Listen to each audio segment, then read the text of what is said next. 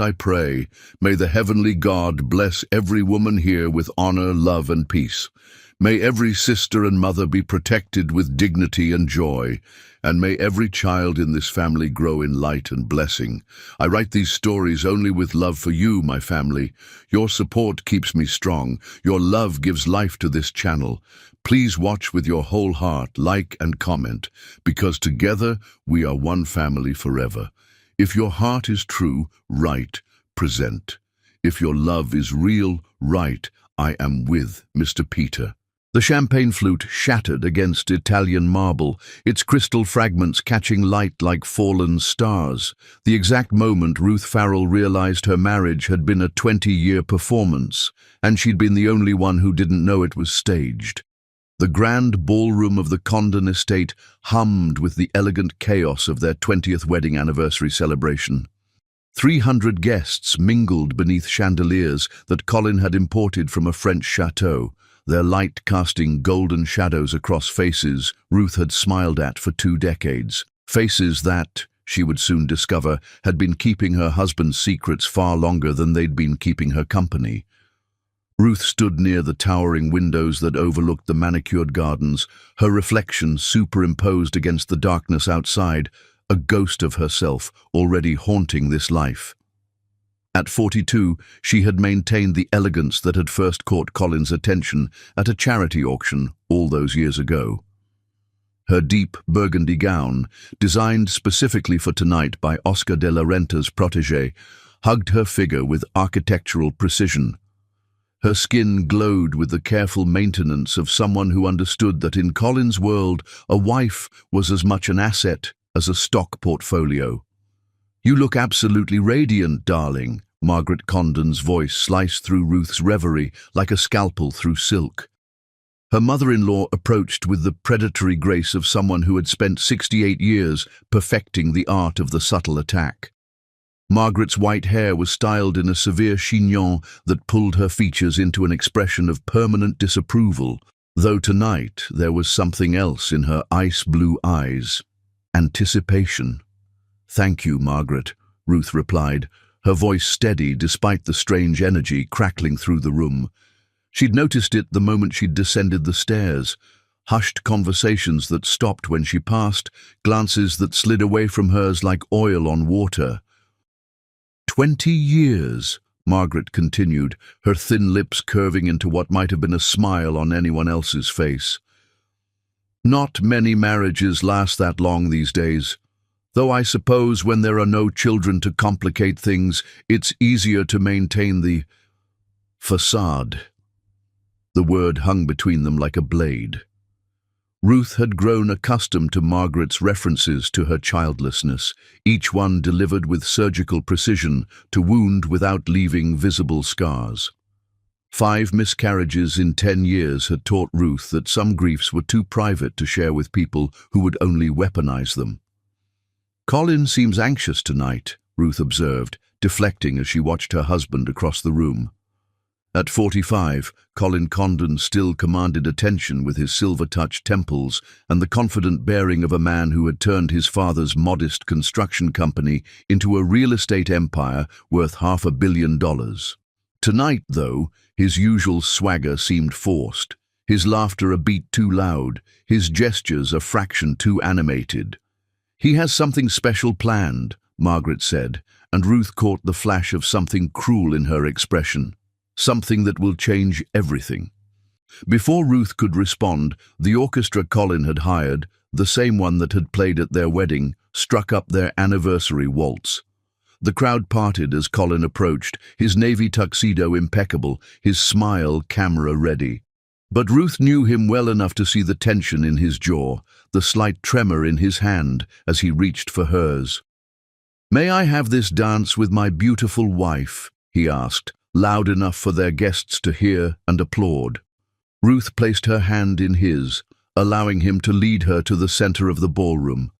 As they began to move, she wondered if he could feel the weight of her scrutiny.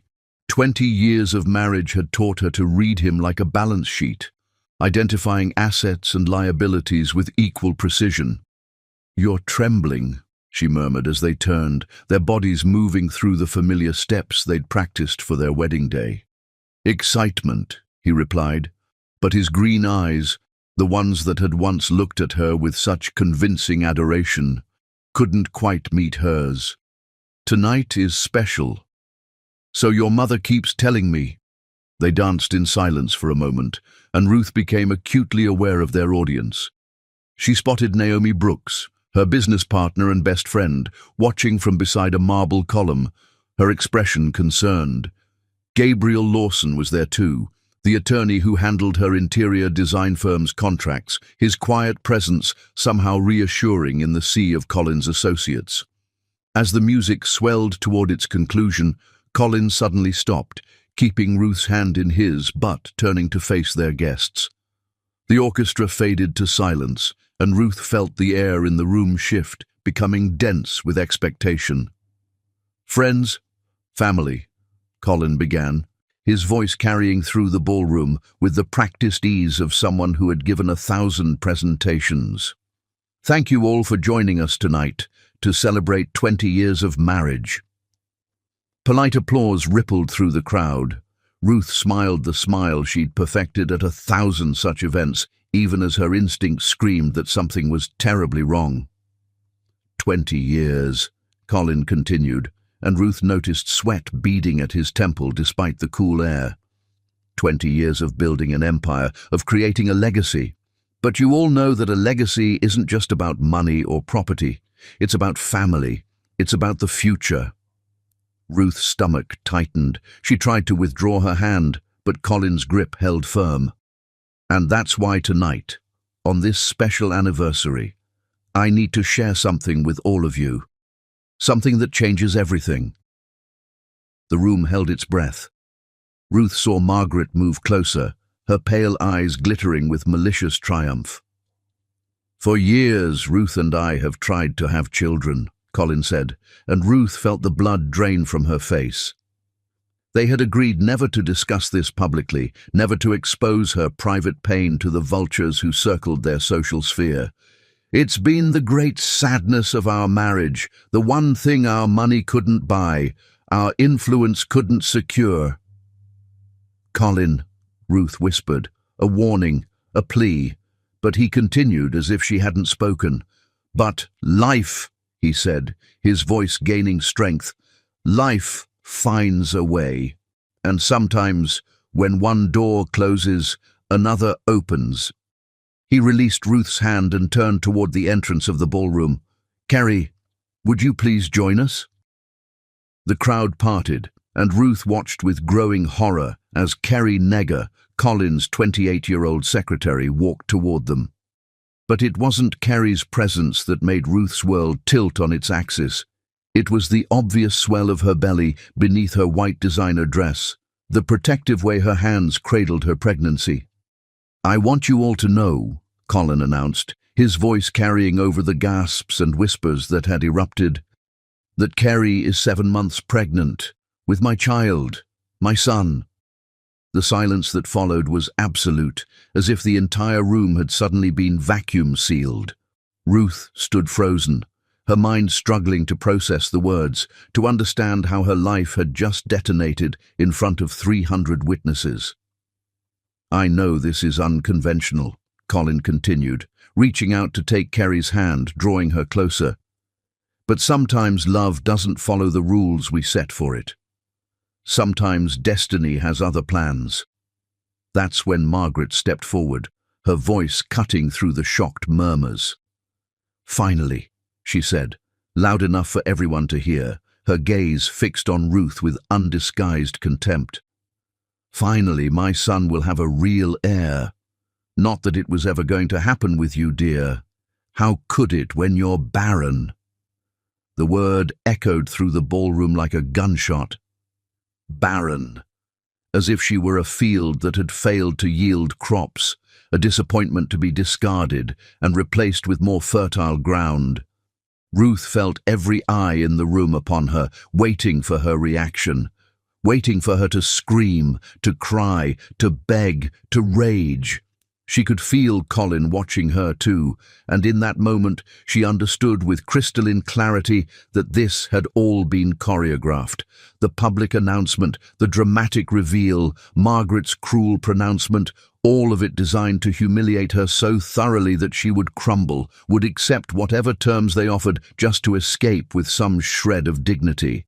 But Ruth Farrell had not survived 5 miscarriages, 20 years in Margaret Condon's shadow, and building her own successful business by crumbling when men expected her to. She straightened her spine, feeling the architectural lines of her gown support her like armor. With deliberate grace, she reached for the champagne flute a stunned waiter was holding on a nearby tray. She raised it high, and the room held its breath.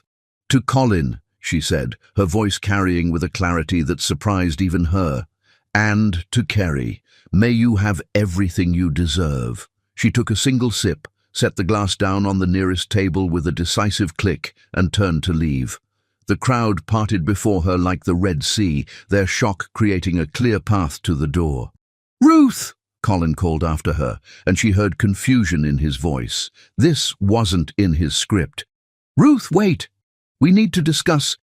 She stopped at the threshold, turning back just enough for him to see her profile. "No, Colin, we don't." And then Ruth Farrell walked out of her marriage, her anniversary party, and her old life, her burgundy gown trailing behind her like blood from a wound that had finally been exposed to air. She didn't cry. She didn't stumble. She didn't look back. Behind her, the ballroom erupted in chaos, but Ruth didn't hear it. All she heard was the click of her heels on marble, measuring out the first steps of whatever came next. The valet brought her car. She'd insisted on driving herself tonight, some instinct warning her she might need an escape route. As she slid behind the wheel of her Mercedes, she caught a glimpse of herself in the rearview mirror. Her makeup was still perfect, her hair still elegantly styled. She looked like a woman who had just left a successful party, not a woman whose life had just imploded. Her phone buzzed incessantly, texts, calls, the digital chorus of scandal spreading through their social circle like wildfire. She turned it off without looking at any of them. There would be time for damage control later. Right now, she needed to think. She drove without destination, muscle memory navigating the familiar streets, while her mind worked through the implications of what had just happened. Colin had made a fatal error. In his arrogance, his need to control the narrative, he'd given her exactly what she needed, a public admission of adultery, witnessed by everyone who mattered in their social and business circles. He'd thought public humiliation would break her, make her pliable. Instead, he'd handed her a loaded weapon. Chapter 2. The legal storm begins. Dawn painted the sky the color of fresh bruises when Ruth Farrell signed the papers that would transform her from victim to warrior, her signature flowing across the page like a declaration of war. The law offices of Lawson and Associates occupied the 40th floor of a downtown high-rise, its floor-to-ceiling windows offering a view of the city Colin Condon claimed to own. Ruth sat across from Gabriel Lawson, studying the man Naomi had insisted was the only attorney in the state who could take on the Condon empire and win.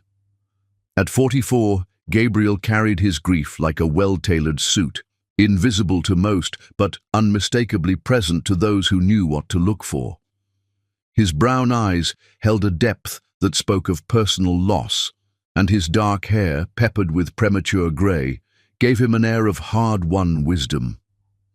He had the kind of quiet presence that made people lean in when he spoke, a stillness that suggested strength held in reserve rather than weakness. "Mrs. Condon," he began, but Ruth raised her hand. "Farrell," she corrected. "I'll be using my maiden name from now on." Gabriel nodded, making a note on the legal pad before him.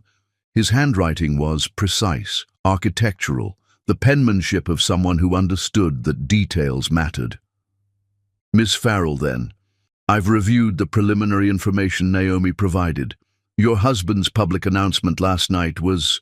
He paused, searching for the appropriate legal term, extraordinarily cruel. It was strategic, Ruth replied, surprised by how steady her voice sounded. She'd spent the night in Naomi's guest room, staring at the ceiling and reconstructing the last 20 years of her life like a forensic accountant reviewing cooked books. Colin doesn't do anything without calculating the return on investment. He wanted me destroyed publicly so I'd accept whatever settlement he offered privately. What makes you think that? Ruth reached into her handbag and withdrew a folder she'd been carrying for 3 years, her insurance policy, she'd called it in her mind, though she'd never imagined she'd need to use it.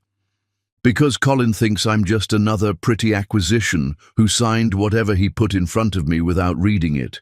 He's wrong. Gabriel opened the folder, and she watched his expression shift from professional interest to sharp attention as he scanned the documents inside. This is a copy of our prenuptial agreement, Ruth confirmed. The one Colin had his attorney draft. Note clause 7b on page 12. Gabriel flipped to the page, his eyes moving rapidly across the text. When he looked up, there was something new in his expression, respect and perhaps a hint of admiration. The infidelity clause. If either party commits adultery, they forfeit all claims to marital assets acquired during the marriage. Colin was so concerned about protecting his assets from me that he insisted on the most ironclad fidelity clause his lawyer could draft, Ruth said, allowing herself a small smile. He never imagined it could work against him. His announcement last night was a public admission of adultery in front of 300 witnesses. Ruth leaned forward. But that's not all. Turn to the last page. Gabriel did, and his eyebrows rose. The signature lines. Look at the witness signature. Kerry Negger, Gabriel read, and then looked up sharply. His secretary witnessed your prenuptial agreement. 5 years ago, when she first started working for him. I doubt she even remembers. But Colin had her witness and notarized dozens of our personal documents. He trusted her completely. Ruth's voice hardened. He's about to learn how expensive misplaced trust can be. Gabriel set down the papers and studied her with those quiet, intense eyes. Ms. Farrell, I need to be clear about something. Colin Condon is one of the most powerful men in this state. He has connections in every court, influence with every judge. This won't be just a divorce, it'll be a war. I'm counting on it, Ruth replied. I've spent 20 years learning how Colin thinks, how he operates. I know where everybody is buried in his business empire because I helped him bury half of them. That's dangerous knowledge. Only if I use it recklessly. Ruth met his gaze steadily. I'm not interested in revenge, Mr. Lawson. I'm interested in justice. There's a difference. Before Gabriel could respond, his office door burst open. His assistant, a usually composed woman named Caroline, looked flustered. I'm sorry, Mr. Lawson, but... Colin Condon pushed past her, his face flushed with anger, his usually perfect hair disheveled. Behind him came 2 men in expensive suits, his legal team, Ruth recognized.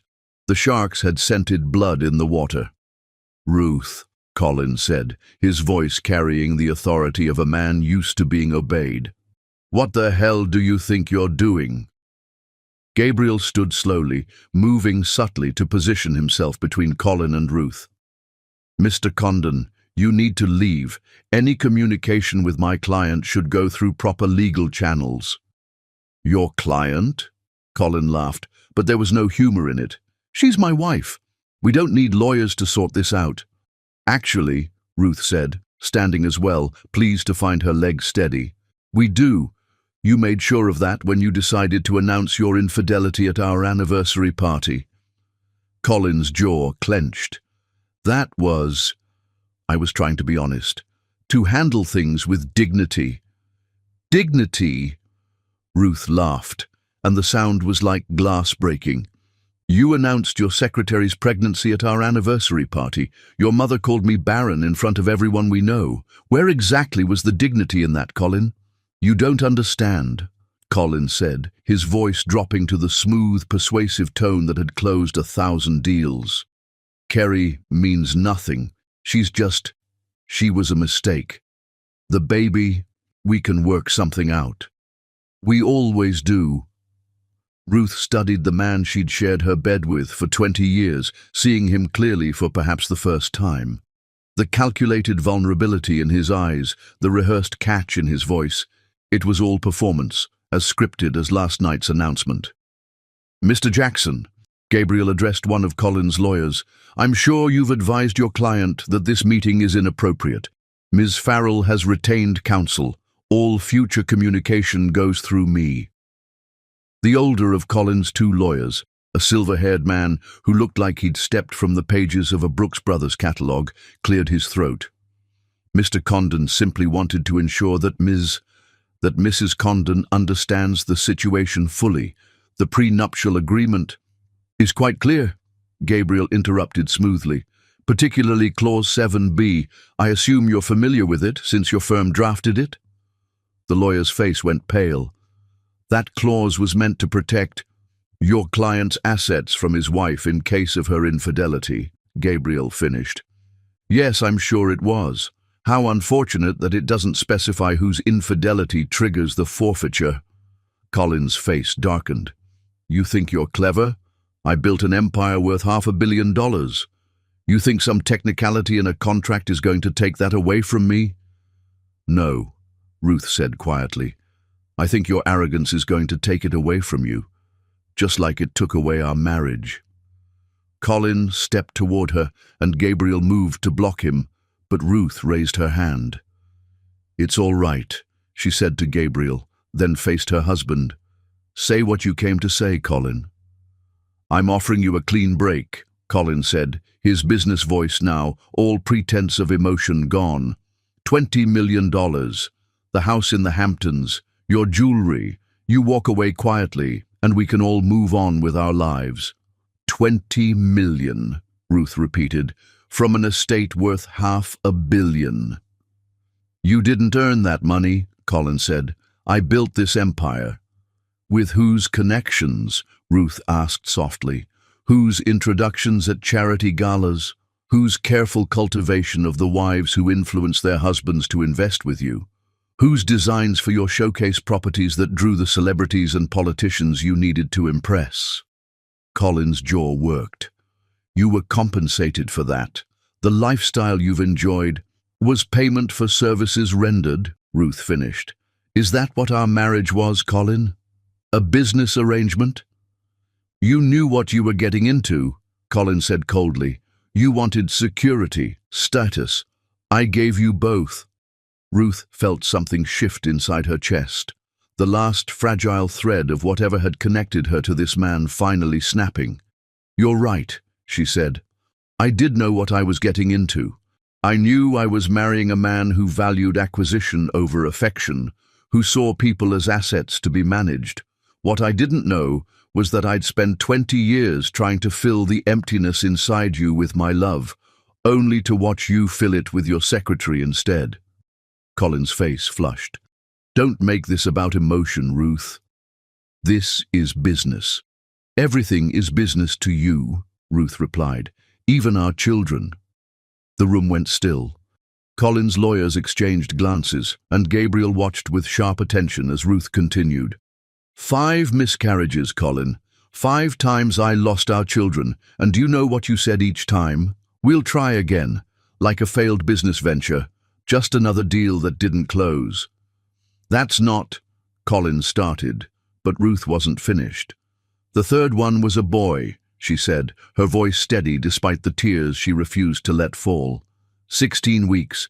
They let me hold him. He was perfect, just too small, too early.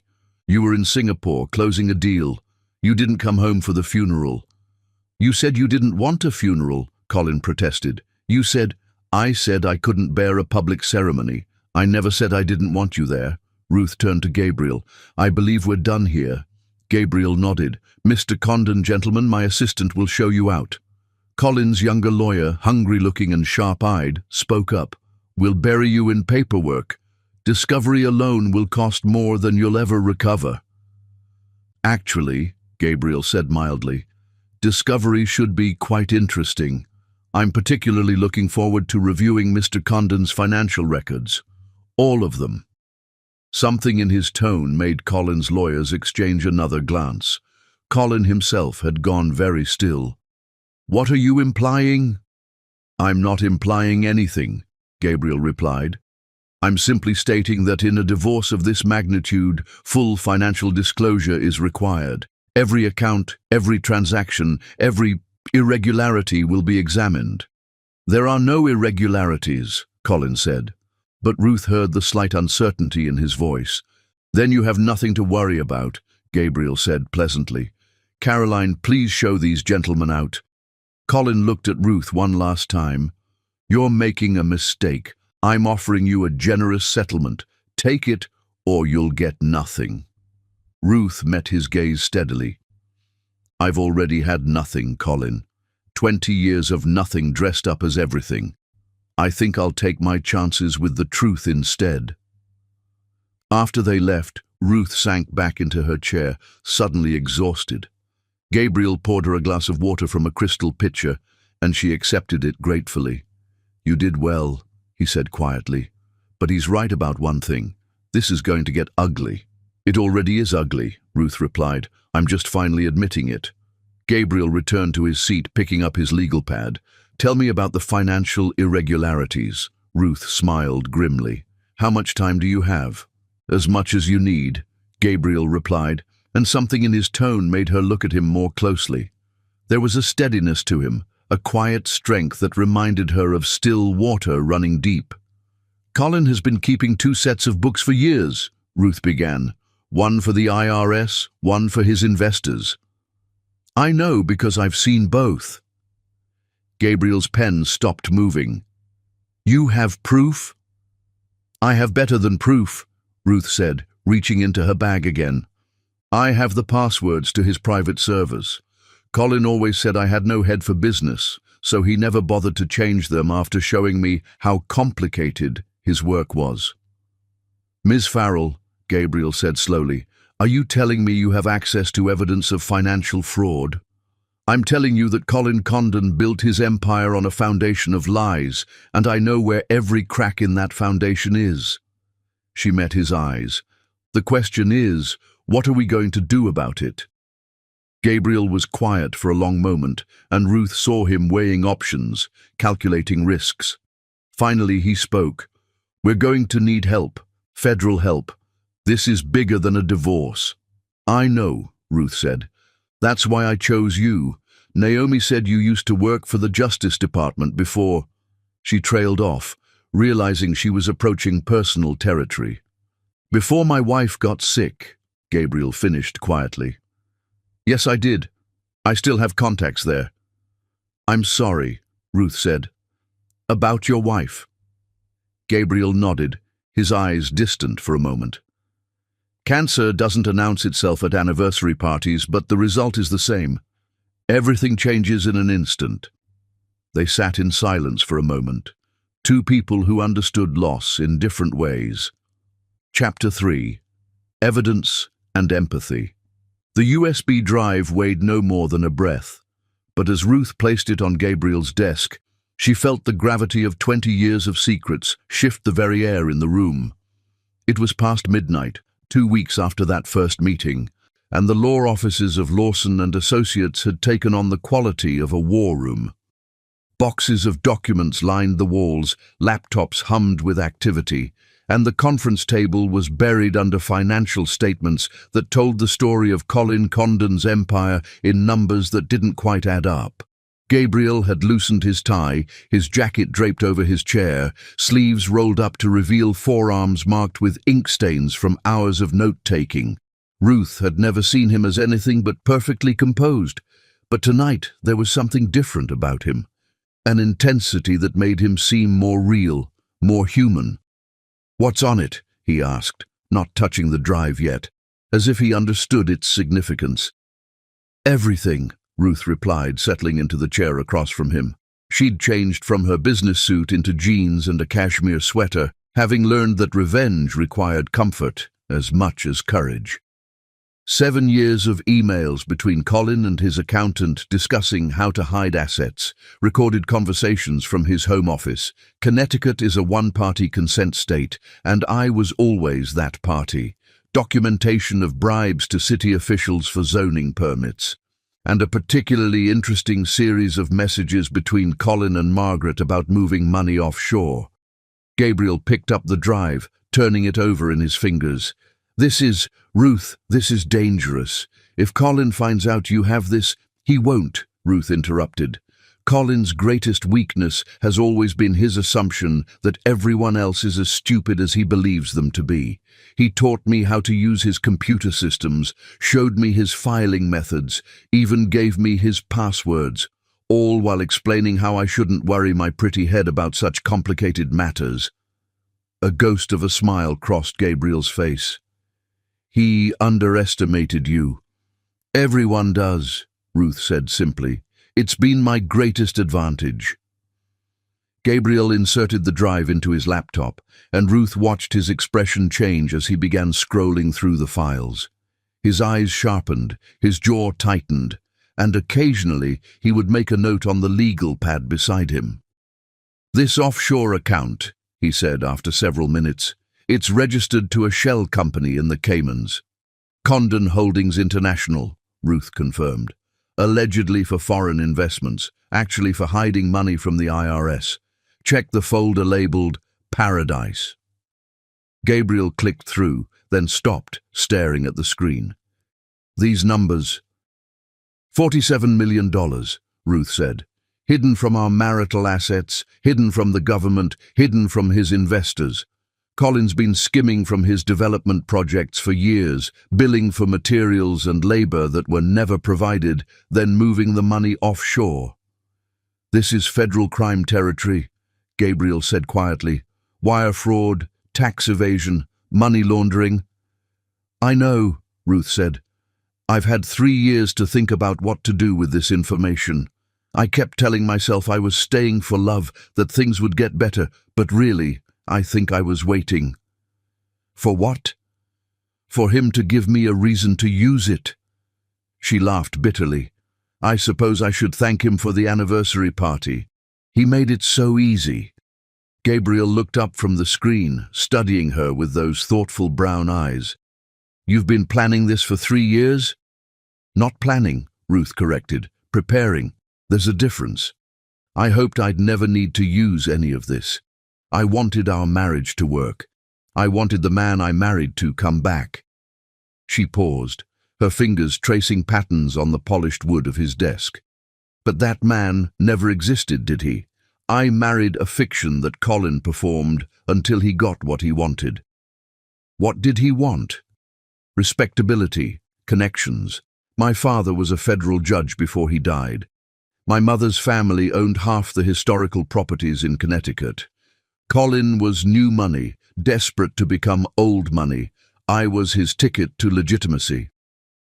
Gabriel closed the laptop carefully. Ruth, I need to ask you something, and I need you to be completely honest. She nodded. Is any of this about revenge? Ruth considered the question, appreciating that he'd asked it. Yes, she said finally, but not the way you might think. I don't want to destroy Colin just to watch him burn. I want him to face consequences for the first time in his life. I want him to understand what it feels like to have everything you've built taken away by someone you trusted. That's still revenge. Maybe, but it's also justice. How many contractors has Colin refused to pay, claiming their work was substandard? How many small businesses has he crushed to build his developments? How many investors has he deceived? She leaned forward. I've watched him destroy people for 20 years, Gabriel. Good people who did nothing wrong except trust Colin Condon. So yes, maybe I want revenge, but mostly I want him stopped. Gabriel was quiet for a moment, then reached for his phone. I need to call my contact at the FBI. This is going to trigger a federal investigation. Wait, Ruth said, and he paused. There's something else you should know. Kerry Nager, She's not his first affair. Gabriel set down the phone. How many? That I know of? 7. But Kerry's different. She's the first one he got pregnant, or at least the first one he kept pregnant. What do you mean? Ruth's voice hardened. I mean, Colin has paid for at least 3 abortions that I know of. Cash payments to a private clinic in Manhattan. It's all in the files. But Kerry refused. She wanted the baby. Colin tried to pay her off, but she threatened to go public. So he did what Colin always does. He changed the narrative, made it seem like his idea, his choice, turned it into another acquisition to add to his portfolio. Do you have proof of the payments? Check the file marked medical. You'll find the receipts. He was stupid enough to keep them for tax purposes, claiming them as medical expenses for employees. Gabriel pulled up the file, his expression darkening as he read. This is... God, Ruth. I'm sorry. Don't be sorry for me, Ruth said. Be sorry for Kerry. She thinks she's won something. She has no idea she's just become Colin's newest prisoner. As if summoned by her name, Gabriel's phone buzzed. He glanced at it, frowning. Speak of the devil. Kerry Negger is in the lobby. She wants to talk to you. Ruth straightened. Kerry's here. At midnight. Security says she's distressed. Should I have them send her away? Ruth considered for a moment. Number, send her up. This should be interesting. 5 minutes later, Kerry Negger entered Gabriel's office, and Ruth was struck by how young she looked. 28 years old, 7 months pregnant, and despite the designer maternity dress and expensive jewelry Colin had obviously lavished on her, she looked like a child playing dress-up in her mother's clothes. Ruth, Kerry began, then stopped, seeming to realize the inappropriateness of the familiarity. Mrs. Condon. Ms. Farrell, Ruth corrected gently. Sit down, Kerry. You shouldn't be standing in your condition. Kerry sank into a chair, her hands protective over her belly. Up close, Ruth could see she'd been crying. Her perfect makeup was smudged, her eyes red and swollen. He's not what I thought, Kerry said without preamble. Colin, he's not who I thought he was. No, Ruth agreed, he never is. He told me you were cold, that your marriage had been over for years, that you had an arrangement. We did have an arrangement, Ruth said. It was called marriage. I honored it. He didn't. Kerry's face crumpled. I found something. On his computer. He gave me his passwords, said we shouldn't have secrets if we were going to be a family. Ruth exchanged a glance with Gabriel. What did you find? Kerry pulled out her phone with shaking hands, showing them a screenshot of an email. He's been writing to someone named Ashley, a yoga instructor in Los Angeles. He's been saying the same things to her that he said to me, about leaving his cold wife, about starting fresh, about building a life together. When was this email sent? Gabriel asked. 3 days ago, after the anniversary party, after he announced I was pregnant in front of everyone. Kerry's voice broke.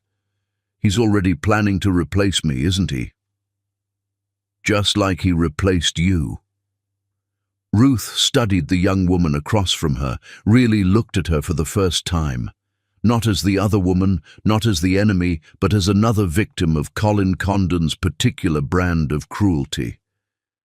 Kerry, Ruth said carefully, what do you want? I don't know, Kerry whispered. I thought I wanted Colin. I thought I wanted this life, but now I'm scared. He's been different since the announcement. Colder. He gets angry when I ask about the nursery, about the wedding he promised. His mother... She trailed off. Margaret, Ruth supplied. Let me guess. She's been less than welcoming. She called me a gold-digging whore, Kerry said flatly. Said I'd never be a real Condon wife, just the vessel for her grandson. Charming as ever, Ruth murmured. Then, making a decision that surprised even her, she leaned forward. Kerry, listen to me very carefully. You have 2 choices. You can stay with Colin, have his baby, and spend the rest of your life fighting for scraps of his attention and money. Or you can help us." "Help you?" Kerry looked confused. "Why would you want my help?" "Because you have access Colin doesn't know about. Because you're invisible to him now. Just another acquisition he's already secured. And because—" Ruth paused, meeting Kerry's eyes. "You deserve better than what he's planning for you." "What is he planning?" Gabriel spoke up. "Based on the prenuptial agreement he'll inevitably ask you to sign. Limited financial support for you and the child, no claim to his assets, and a custody arrangement that gives him full control." Kerry's hand went to her belly. "He can't take my baby."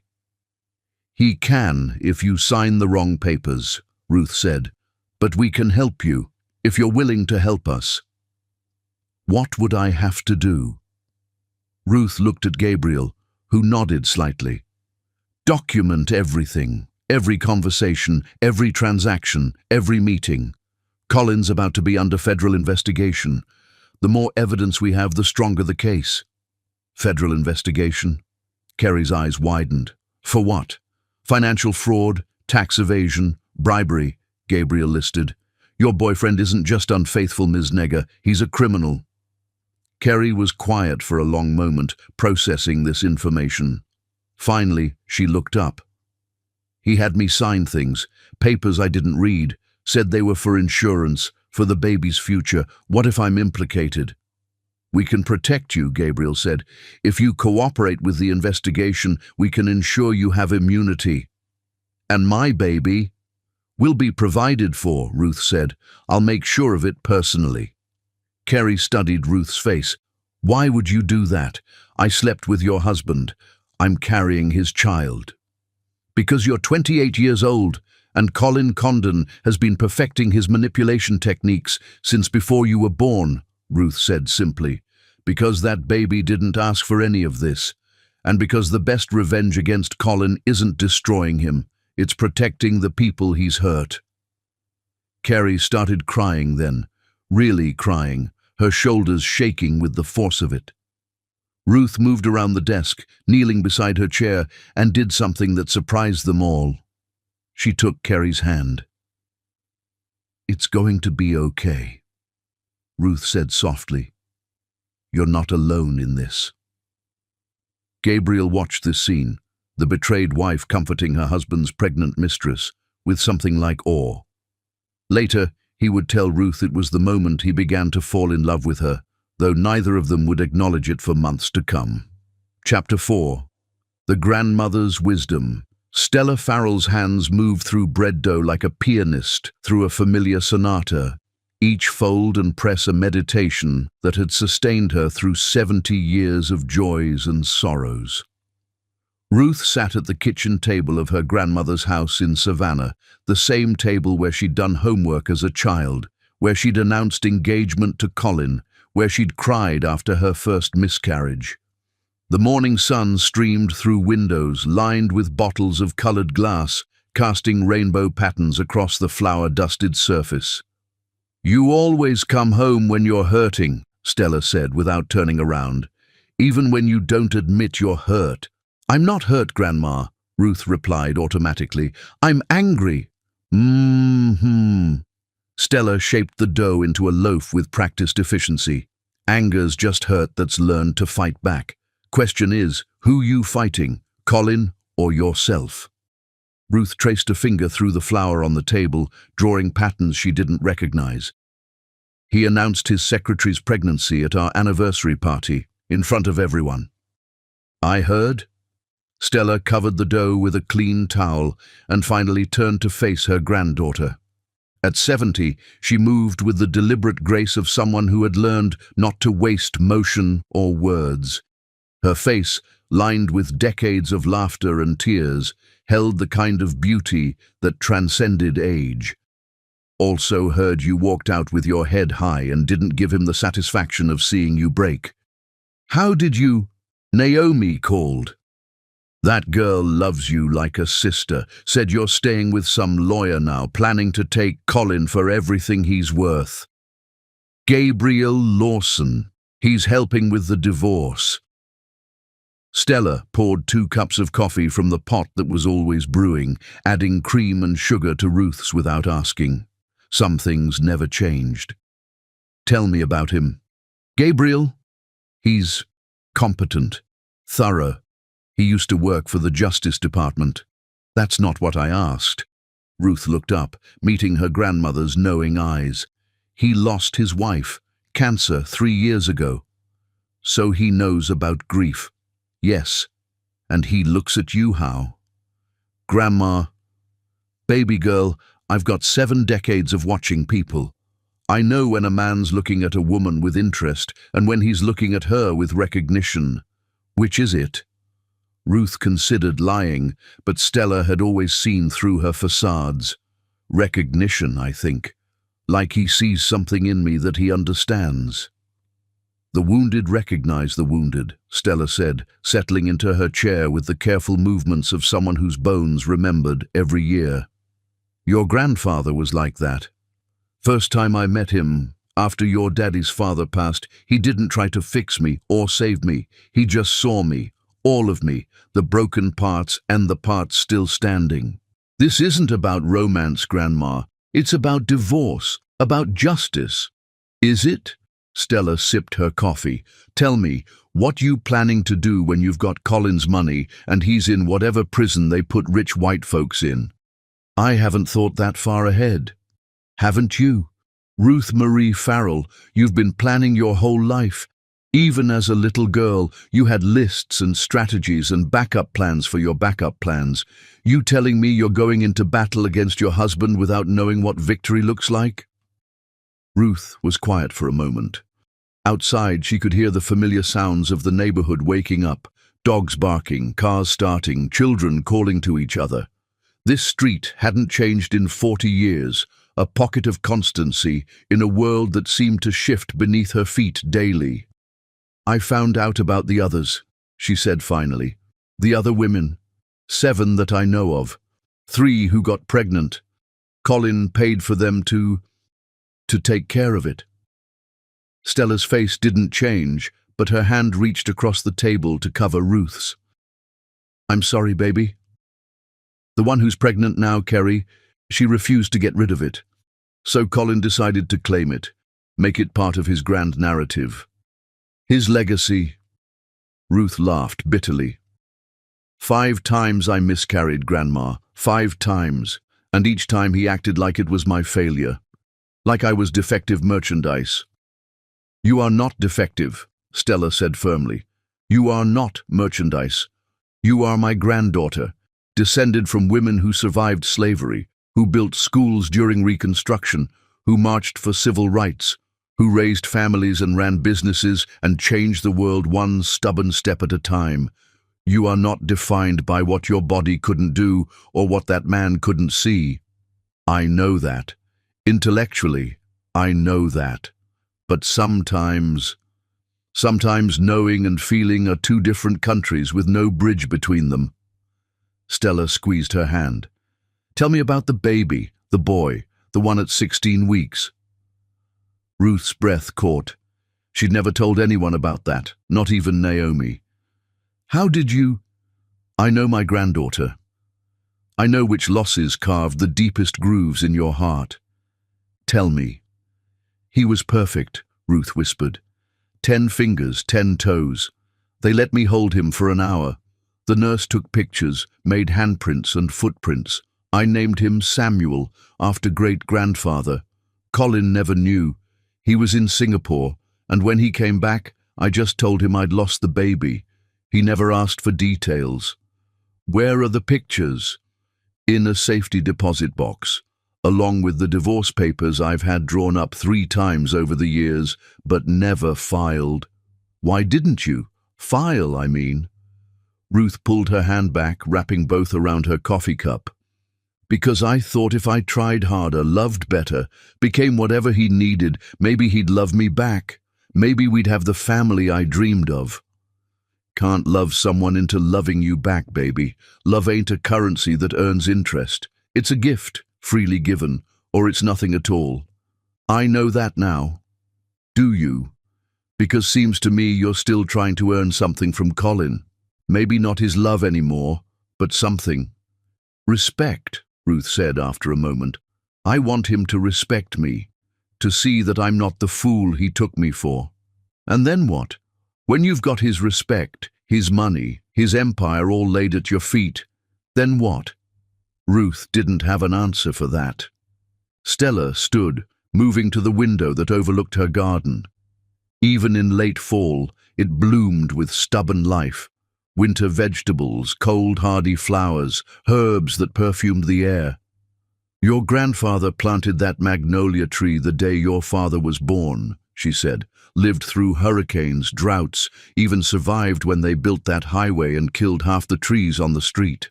You know why? Deep roots, Ruth said. It was a familiar story, one she'd heard throughout her childhood. Deep roots, yes, but more than that. It bends. Every storm that comes through, that tree bends almost to breaking, but it doesn't break. And when the storm passes, it straightens back up, a little scarred maybe, but still reaching for the sun.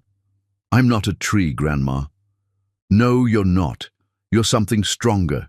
You're a black woman who survived 20 years in a world that told you every day you weren't enough.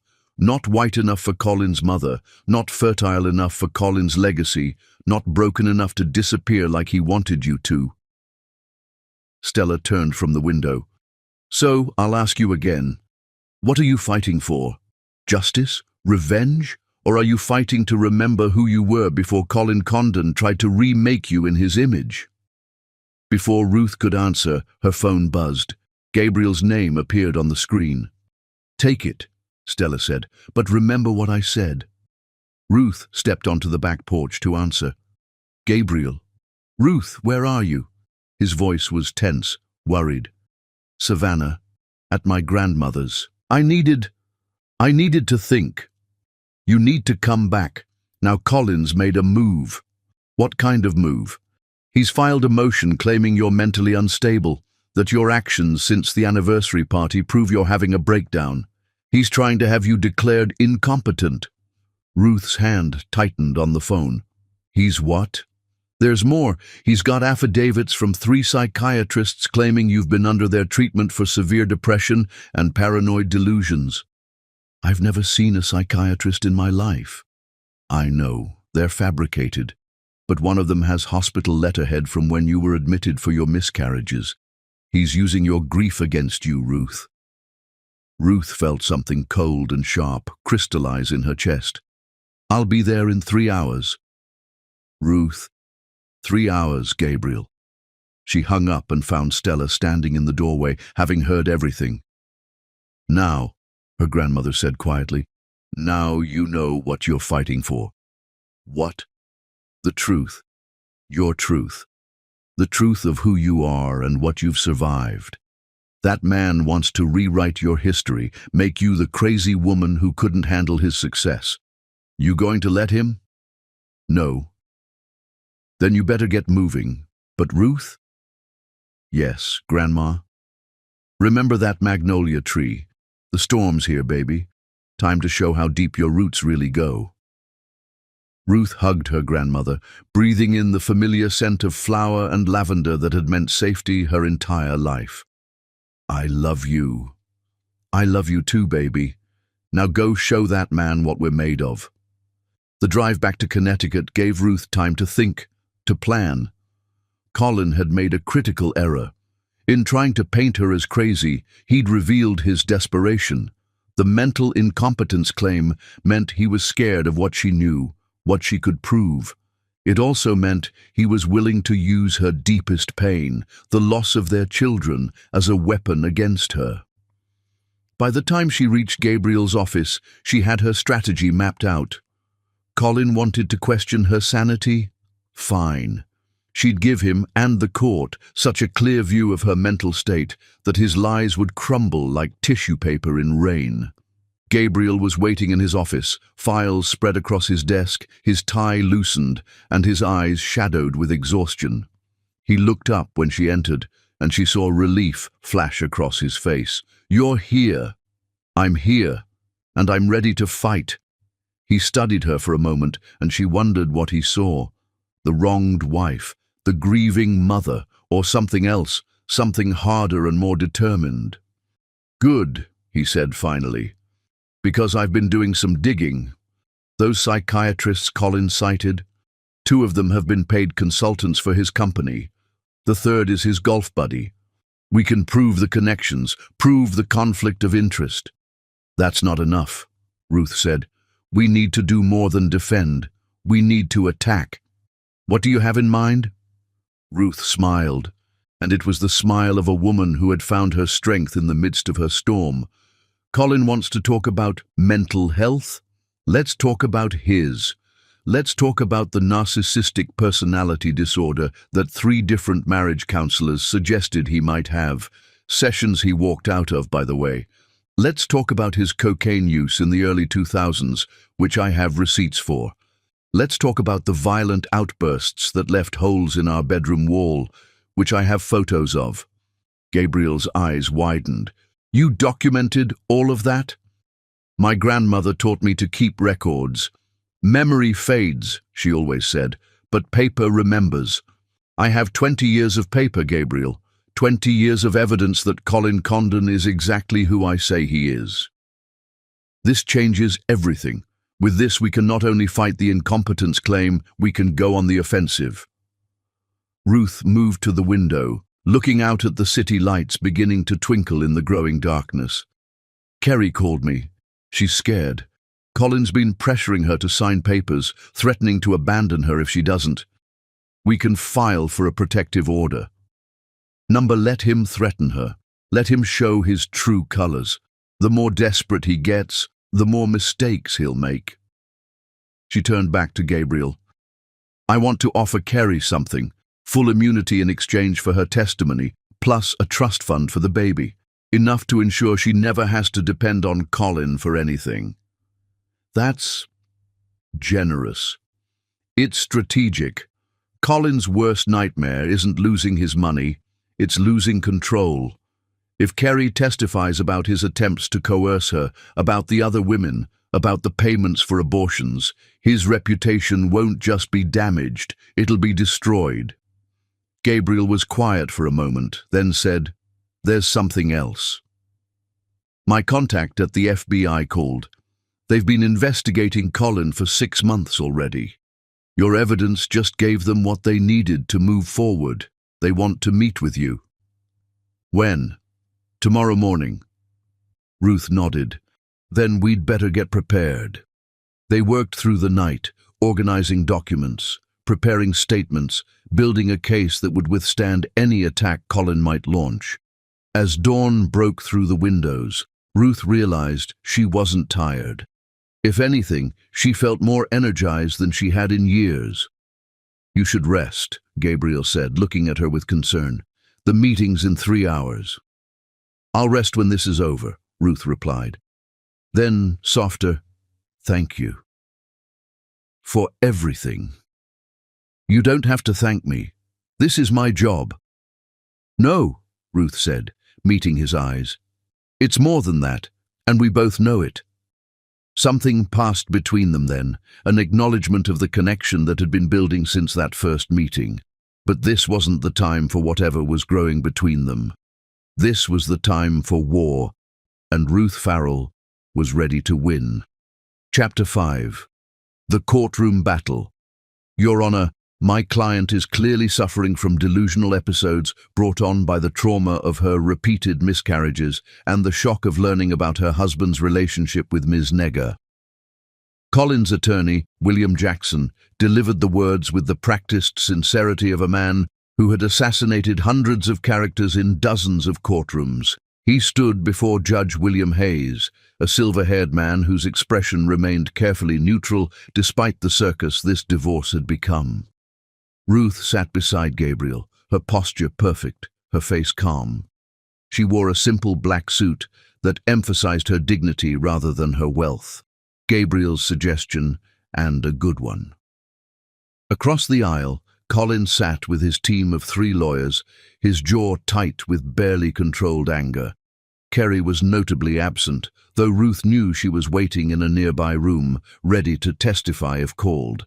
These alleged business irregularities she claims to have discovered, Jackson continued, are simply the fantasies of a woman desperate to punish her husband for finding happiness elsewhere.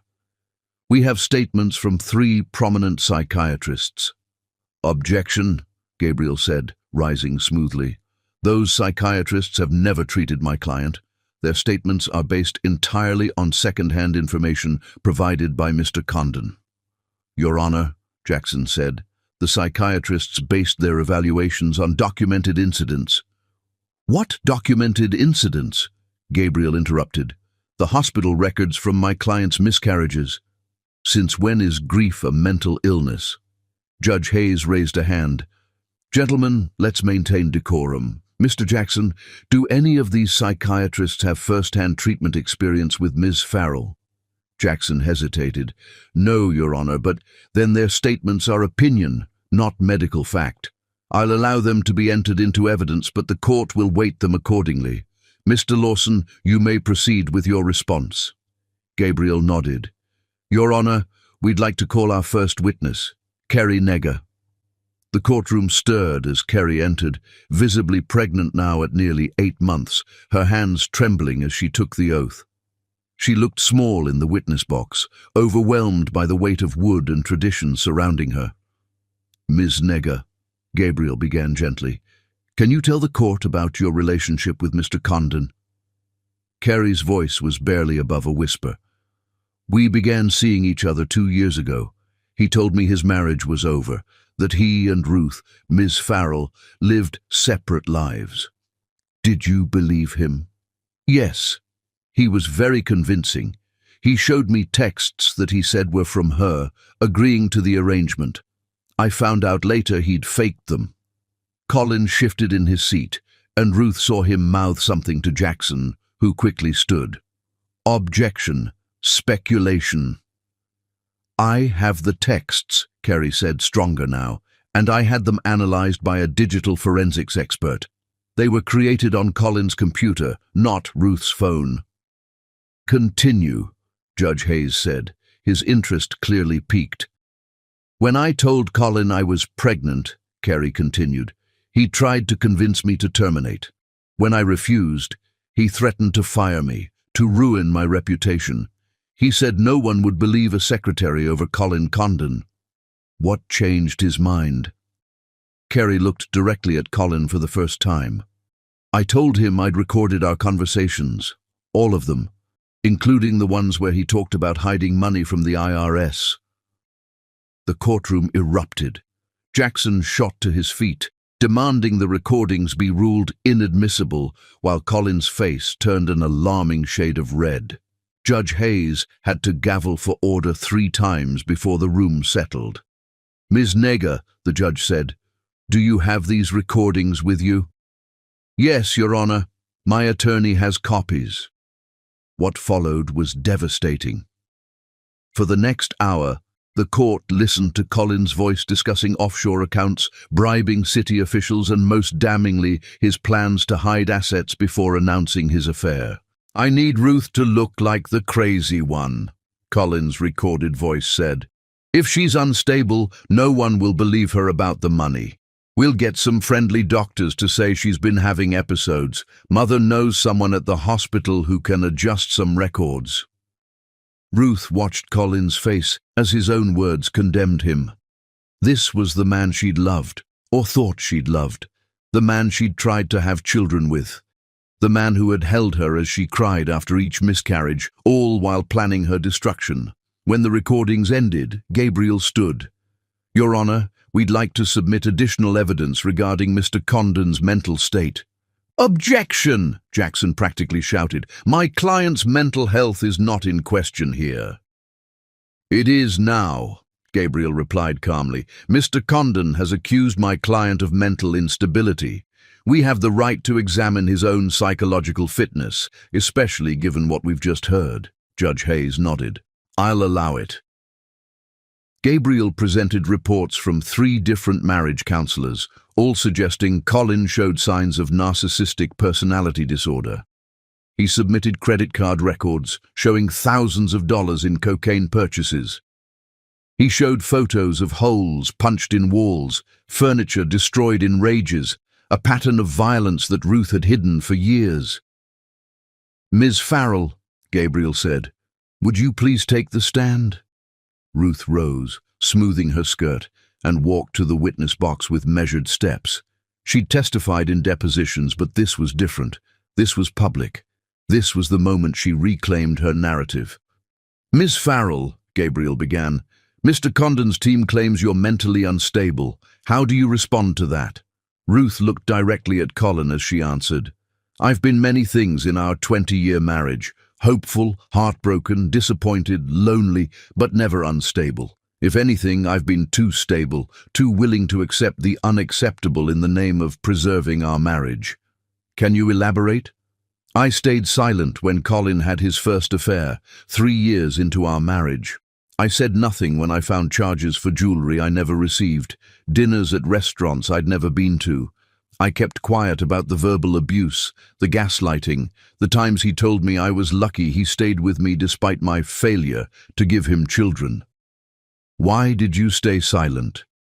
Ruth's voice was steady, clear. "Because I believed marriage was sacred. Because I thought if I loved him enough, he would change. Because I was raised to believe that a strong woman could weather any storm." She paused. "I was wrong. Some storms don't pass. Some storms just teach you to live in perpetual rain." "Tell us about the miscarriages." This was the hardest part, but Ruth had prepared for it. 5 times I carried Colin's children. 5 times my body couldn't hold on to them. Each loss broke something in me that never quite healed. But I wasn't mentally ill. I was grieving. There's a difference. How did Mr. Condon respond to these losses? The first time, he held me while I cried. The second time, he was supportive but distant. By the third, he was frustrated. The fourth, he was in London and didn't come home. The fifth— She paused, gathering herself. The fifth was a boy. 16 weeks. Colin never even asked if it was a boy or a girl. He just said, "We'll try again," like I was a machine that needed repair. "And you documented all of this?" "Yes, in journals, in emails to friends, in therapy notes from the grief counselor I saw. A real therapist, not the fictional ones Colin created." Gabriel introduced her journals into evidence. 20 years of Ruth's private thoughts and pain laid bare for the court to see. It was humiliating and liberating in equal measure. Jackson cross-examined her brutally, trying to twist her words, to make her grief look like instability, her preparation look like obsession. But Ruth had spent 20 years learning to maintain composure under attack. She answered each question calmly, precisely, never rising to the bait. "Isn't it true, Ms. Farrell, that you've been planning this divorce for years? That you've been gathering evidence, waiting for the right moment to strike?" "No," Ruth said simply. "I've been hoping for years that I wouldn't need a divorce. Every piece of evidence I collected was insurance I prayed I'd never have to use. Colin forced my hand when he announced his affair at our anniversary party. He wanted to humiliate me into submission. Instead, he freed me to tell the truth." The FBI agent testified next, confirming that Colin had been under investigation for 6 months, that Ruth's evidence had accelerated their case, that charges were imminent. Colin's face grew paler with each revelation. Then came the forensic accountant, who detailed exactly how Colin had hidden assets, moved money offshore, defrauded investors. The numbers were staggering. Nearly $60 million hidden or stolen over the course of a decade. Margaret Condon was called to testify, and her testimony was perhaps the most damaging of all. Under oath, faced with evidence of her own involvement in hiding assets, she crumbled. She admitted to helping Colin move money, to suggesting the mental incompetence strategy, to calling Ruth barren deliberately to provoke a reaction. "Why?" Gabriel asked her. Margaret's composure finally cracked. Because she wasn't suitable. A black woman from the South with her people. Colin could have had anyone.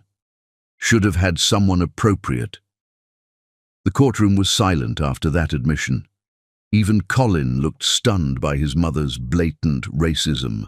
Judge Hayes called a recess, and Ruth found herself in the bathroom, splashing cold water on her face. Kerry entered, moving awkwardly with her pregnant belly. "I'm sorry," Kerry said, "for everything." Ruth turned to her. "You were 26 when it started. He was your boss, a millionaire who promised you the world. You don't need to apologize to me. He's going to jail, isn't he?" "Probably." Kerry's hand went to her belly. "What do I tell this child about their father?" Ruth was quiet for a moment. "You tell them the truth when they're old enough to understand it, that their father was a complicated man who made terrible choices, that they are not responsible for his sins, and that they have the chance to be better." When court reconvened, Judge Hayes delivered his ruling. The mental incompetence claim was dismissed with prejudice. The divorce would proceed, with full disclosure of all assets. Colin's hidden accounts would be frozen pending the criminal investigation. And most importantly, the prenuptial agreement's infidelity clause would be enforced. Colin lost everything in that moment: his empire, his reputation, his freedom. But as Ruth watched him being led away by federal agents, she felt no satisfaction.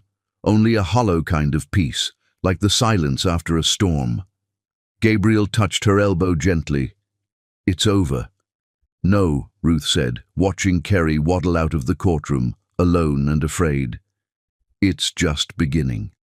Chapter 6. Unspoken Feelings. The restaurant Gabriel chose was deliberately understated.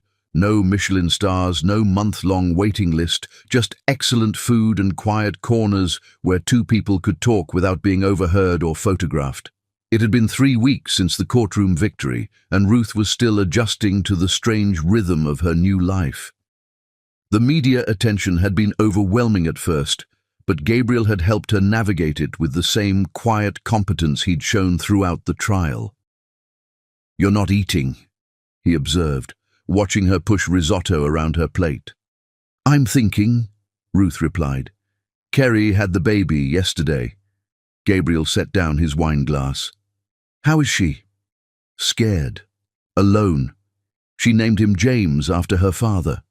Ruth finally took a bite, barely tasting it. "I went to see them." "You went to the hospital." "Someone had to. Colin's in federal custody. Margaret's fled to Switzerland to avoid charges, and Kerry's family disowned her when the scandal broke." She met his eyes. "The baby looks like Colin. Same green eyes, same stubborn chin. Kerry cried when she saw it." "That must have been difficult for you." Ruth considered this. "You'd think so, wouldn't you? The wronged wife, visiting her husband's bastard child. But when I looked at that baby, all I saw was innocence. He didn't choose any of this." Gabriel reached across the table, his fingers barely brushing hers. "You have an extraordinary capacity for grace. Or I'm a fool." "No." His voice was firm. "Never that." They sat in comfortable silence for a moment. Over the past months, Ruth had grown accustomed to Gabriel's presence, the way he listened without judgment, the way he fought for her without trying to fight instead of her, the way he looked at her like she was whole despite everything that had broken. "Tell me about your wife," Ruth said suddenly. Gabriel's hand withdrew slightly, but he didn't shut down, as she'd feared he might. "Lillian, we were married for 12 years. She was a pediatric surgeon, brilliant, funny, terrible at cooking, but insisted on trying anyway." A ghost of a smile crossed his face. "She was diagnosed with pancreatic cancer on our anniversary. 6 months later, she was gone. I'm sorry." "She would have liked you," Gabriel said. "She had the same way of seeing through people's facades, getting to the truth underneath. She used to say I was too willing to see the best in people, that I needed someone who could spot the worst." "Is that what you think I do? Spot the worst?" "I think you see clearly. No rose-colored glasses, no cynical assumptions, just clarity. Ruth took a sip of wine, gathering courage. "Gabriel, what are we doing?" "Having dinner. You know what I mean." He was quiet for a long moment, and Ruth watched him choose his words carefully. "I think," he said slowly, "that we're two people who've been through hell and are trying to figure out what comes after survival." "I'm not ready," Ruth said, hating how vulnerable the words made her feel. "I don't know if I'll ever be ready to trust someone again." "I'm not asking you to trust me," Gabriel replied. "I'm just asking you to let me be here in whatever capacity you need. Friend, lawyer, dinner companion, who makes sure you actually eat something." Ruth laughed, surprising herself. "You're very persistent about the eating thing. You've lost 15 pounds since the anniversary party. Someone needs to be persistent. Have you been watching me that closely?" Gabriel's eyes met hers, and there was something there that made her breath catch. "Yes." The simple honesty of it undid something in her chest. "Gabriel, I know," he said. "You're not ready. You may never be ready. I'm not asking for anything, Ruth. I want you to know that when you look at me, I see you too. All of you. The grief, the strength, the anger, the grace. And none of it scares me away." Before Ruth could respond, her phone buzzed. She glanced at it, frowning. "It's Kerry. She says it's urgent." "Go," Gabriel said immediately. "I'll get the check." "Come with me," Ruth said, surprising herself.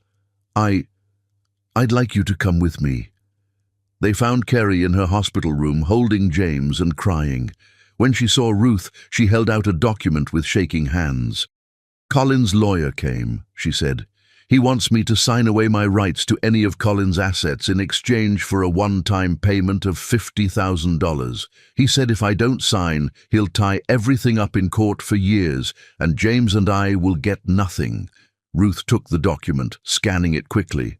"This is unconscionable. Colin's in federal custody. He can't—" "His mother sent it," Kerry interrupted. "She's still controlling things from Switzerland. The lawyer said she has power of attorney." Gabriel took the document, his expression darkening as he read. "This is legally questionable at best. Margaret fled the country to avoid prosecution. Her power of attorney could be challenged." "I don't have money for lawyers," Kerry said desperately.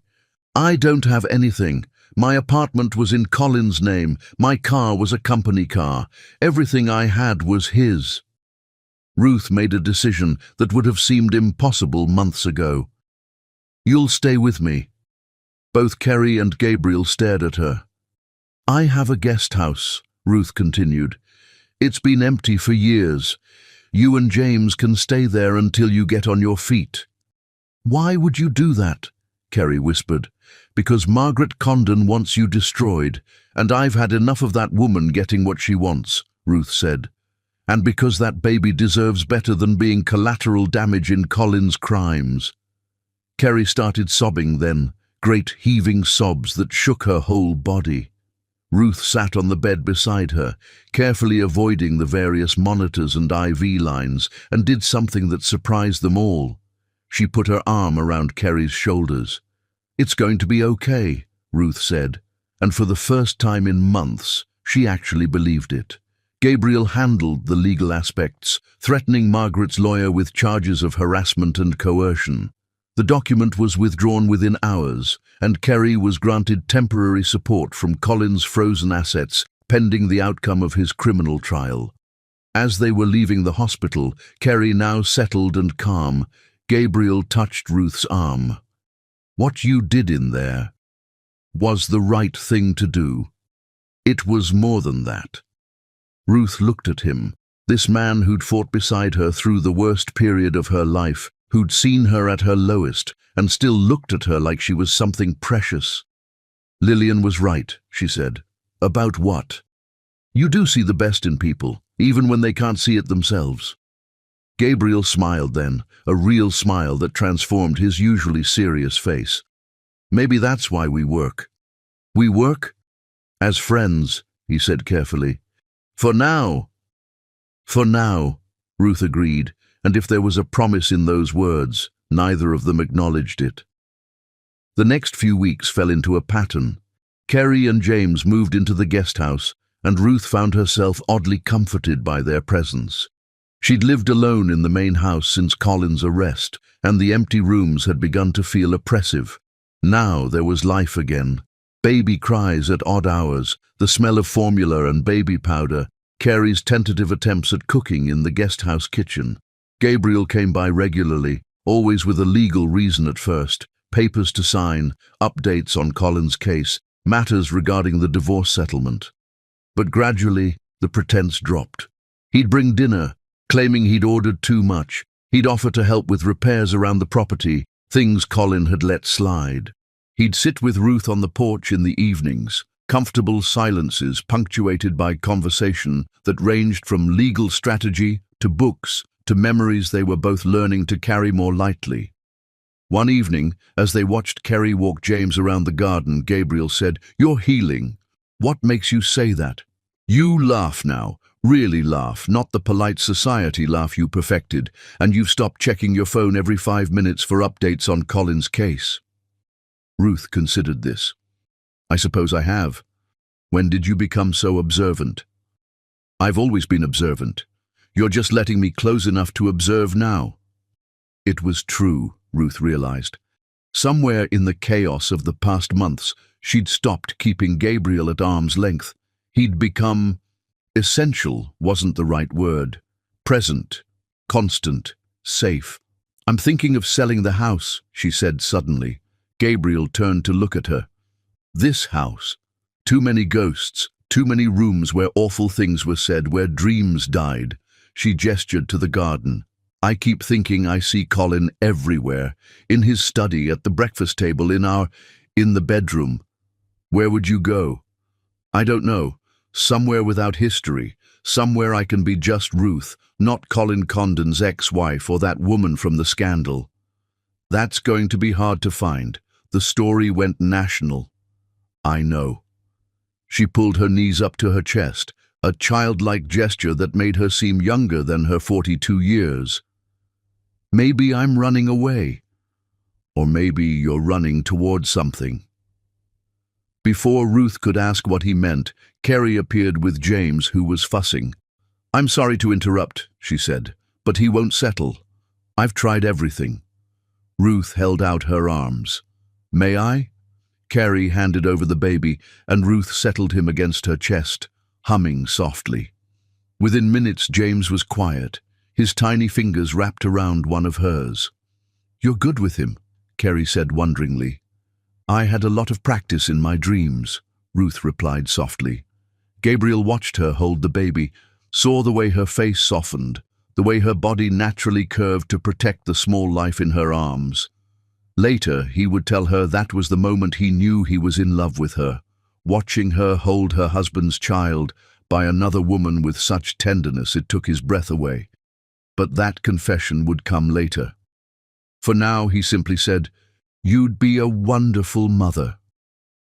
Ruth looked up at him, tears she hadn't expected blurring her vision. "I'm 42 years old." "So?" "So that ship has sailed." "Has it? There are other ways to become a mother, other paths to family." Ruth looked down at James, then at Kerry, who was watching them with an expression of desperate hope, then at Gabriel, who saw everything she couldn't say. "Maybe," she said. "Maybe there are." Chapter 7. The Truth Unveiled. The FBI raid on Condon Industries happened at dawn on a Tuesday, synchronized across 17 locations in 3 states, and Ruth watched it unfold from her kitchen window while making coffee. She'd known it was coming. Gabriel's contact at the bureau had given them 12 hours' notice, but seeing the black SUVs stream into Colin's corporate headquarters across the city skyline still felt surreal.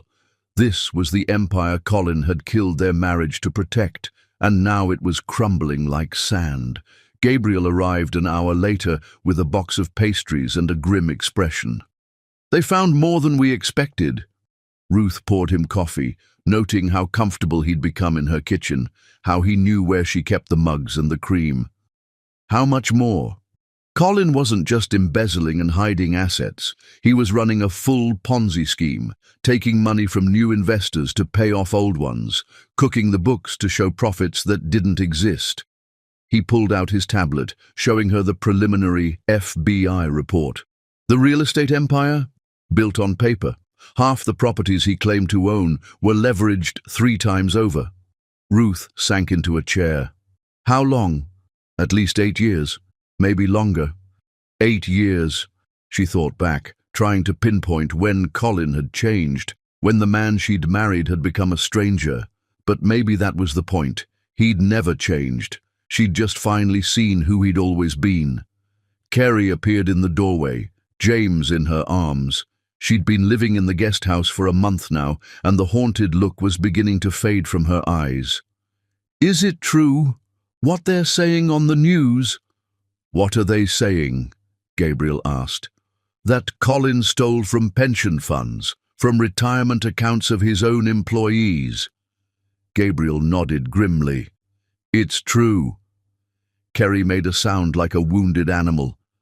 "I helped him. Oh God, I helped him. I processed those transfers.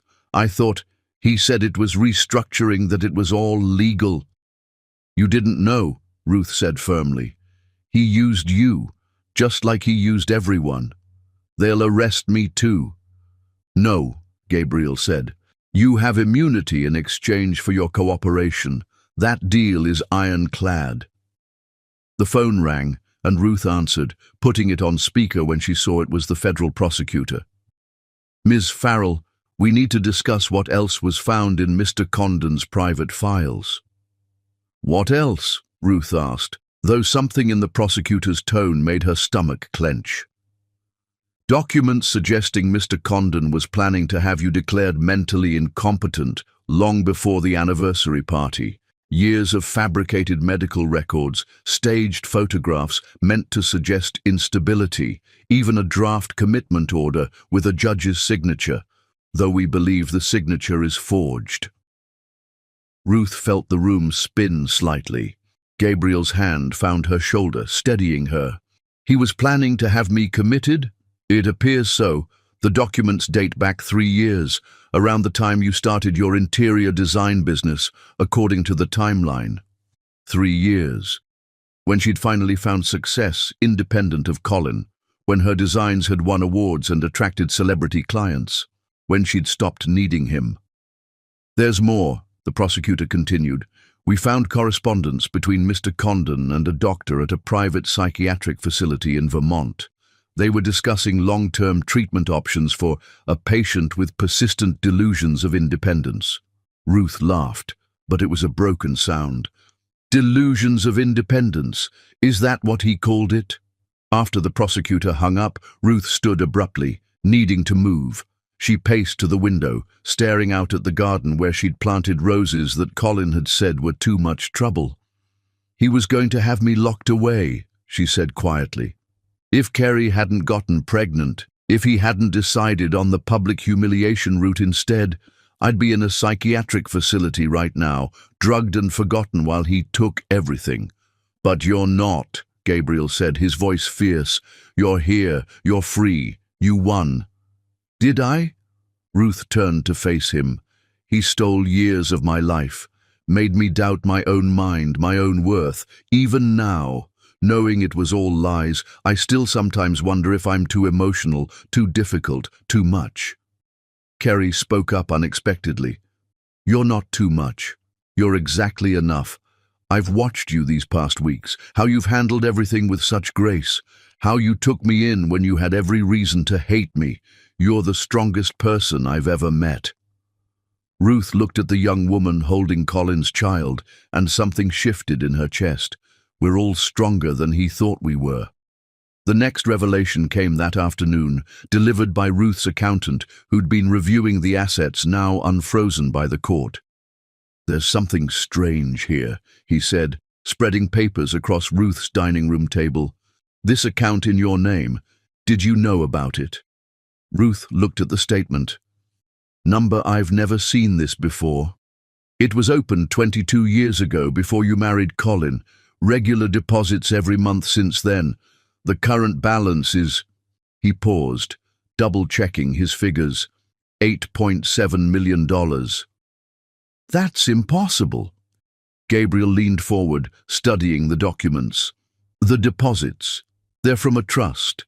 The Stella Farrell Trust. My grandmother? Ruth grabbed the papers, scanning them rapidly. But she's a retired teacher. She doesn't have this kind of money. Except as they dug deeper, it turned out she did. Stella Farrell had been quietly investing for 50 years, turning her teacher's pension into a fortune through careful, patient growth. And she'd been putting money aside for Ruth since before she was born. Ruth called her grandmother immediately. "Why didn't you tell me?" "Because you needed to learn to stand on your own feet first," Stella said calmly. "Money makes people weak if they get it too easy. You needed to be strong first, then rich. All those years with Colin, struggling to maintain my independence, you weren't struggling for money, baby. You were struggling for your soul. There's a difference." Ruth started laughing and couldn't stop. All those years, Colin had held financial security over her head like a sword, and she'd been wealthy all along. "Besides," Stella continued, "if Colin had known about that money, he'd have found a way to steal it. This way, it was protected, waiting for you when you were ready." The FBI agent arrived that evening with more news. They'd arrested Margaret in Switzerland, getting her extradited on charges of conspiracy and fraud. She'd been Colin's partner in more than just hiding assets. She'd been actively involved in the Ponzi scheme, using her society connections to bring in new investors. She was the one who suggested the mental incompetence strategy, the agent said. "We have emails dating back 5 years where she discusses ways to handle you if you became a problem." 5 years, Ruth repeated. "My third miscarriage was 5 years ago." According to the emails, that's when they started planning. Margaret saw your grief as weakness to exploit. Gabriel's hand found Ruth's under the table, squeezing gently. She squeezed back, drawing strength from his steady presence.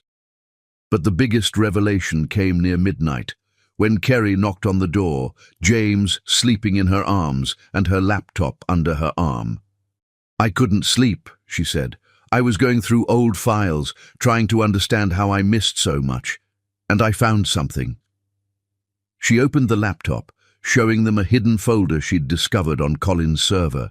Inside were hundreds of documents, but one stood out.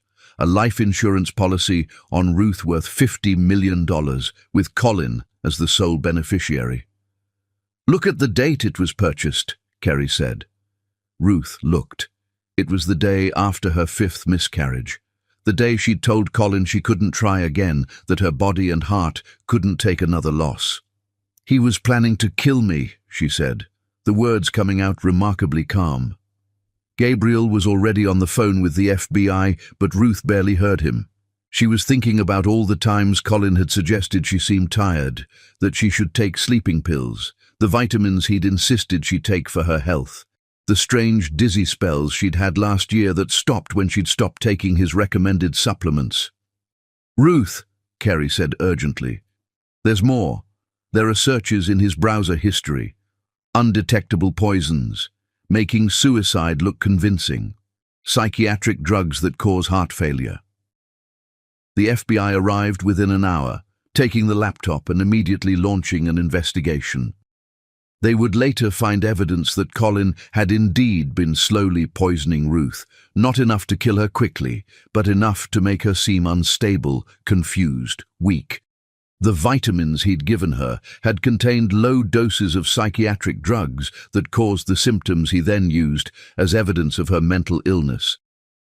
Ruth sat in her garden as dawn broke, wrapped in a blanket, processing the magnitude of Colin's betrayal. Gabriel sat beside her, not speaking, just present. "He was going to kill me," she said finally. "If the pregnancy hadn't happened, if Kerry hadn't changed his plans, I'd be dead now." "But you're not," Gabriel said. "You're alive, you're free, and he's going to prison for the rest of his life." "I loved him," Ruth said, "and it wasn't a defense or an excuse, just a fact. I loved a man who was planning my murder." "You loved who you thought he was. That's not a weakness, Ruth. That's humanity." Ruth turned to look at him, this man who'd been beside her through every revelation, every betrayal, every small victory. "How do I trust anyone after this?" "You don't have to trust anyone," Gabriel said, "but maybe someday you might choose to, not because you have to, but because you want to. What if I choose wrong again? Then you'll survive, just like you survived this." "But Ruth," he turned to face her fully, "not everyone is Colin. Some people are exactly who they seem to be." "Are you?" "I try to be." They sat in silence as the sun rose higher, painting the garden gold.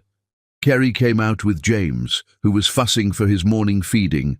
Ruth watched her care for the baby with genuine tenderness, this young woman who'd been caught in Colin's web just as surely as she had. "We're going to be okay," Ruth said, and she meant all of them, herself, Kerry, James, even Gabriel, with his quiet grief and patient heart. "We're all going to be okay." The FBI agent called an hour later. They'd found enough evidence to charge Colin with attempted murder, along with all the financial crimes. He would never see freedom again. Ruth hung up the phone and felt something she hadn't expected. Not satisfaction or relief, but a kind of emptiness. The man she'd married was worse than dead. He'd never existed at all. Chapter 8.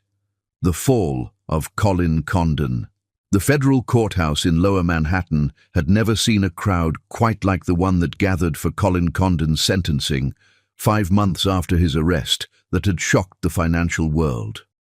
Ruth sat in the front row, flanked by Gabriel on one side and, surprisingly, Kerry on the other. The two women had formed an unlikely alliance over the months, bonded by their shared experience of Colin's manipulation. James was with Stella in Savannah. The courthouse was no place for a baby. Colin entered in shackles, and Ruth barely recognized him. The confident, commanding man she'd married had been replaced by someone hollow-eyed and grey, his expensive suit hanging loose on a frame that had lost 30 pounds. Prison had not been kind to Colin Condon. Margaret sat across the aisle, out on bail, but facing her own trial next month. She looked older, frailer, her usual severe elegance replaced by something desperate and brittle. She'd tried to approach Ruth earlier, but Gabriel had smoothly intercepted, making it clear that any communication should go through lawyers. The judge entered, not Hayes this time, but Judge Patricia Morgan, known for her no-nonsense approach to financial crimes and her particular distaste for men who abuse their power. "Mr. Condon," she began, her voice carrying the weight of authority, "you stand convicted of 43 counts of wire fraud, 18 counts of tax evasion, 12 counts of embezzlement, conspiracy to commit fraud, and attempted murder. Do you have anything to say before sentencing?" Colin stood, his lawyer helping him to his feet. When he spoke, his voice was nothing like the smooth, confident tone Ruth remembered. "I am innocent of these charges," he said, and Ruth heard Kerry make a disgusted sound beside her. "I've been framed by a vindictive ex-wife who couldn't accept that I'd found happiness elsewhere. Everything I built through honest work and—" "Mr. Condon," Judge Morgan interrupted, "I've reviewed the evidence. Hours of recorded conversations where you explicitly discuss defrauding investors. Documents in your own handwriting detailing the movement of stolen funds. Testimony from dozens of witnesses. If this is a frame-up, it's the most elaborate one in legal history." "Your Honor," Colin's lawyer interjected, "my client maintains—" "Your client can maintain whatever he likes," Judge Morgan said curtly. "The facts speak for themselves. Mr. Condon, you stole from pension funds. You robbed retired teachers, firefighters, nurses of their life savings. You built an empire on lies and thought your wealth and connections would protect you from consequences."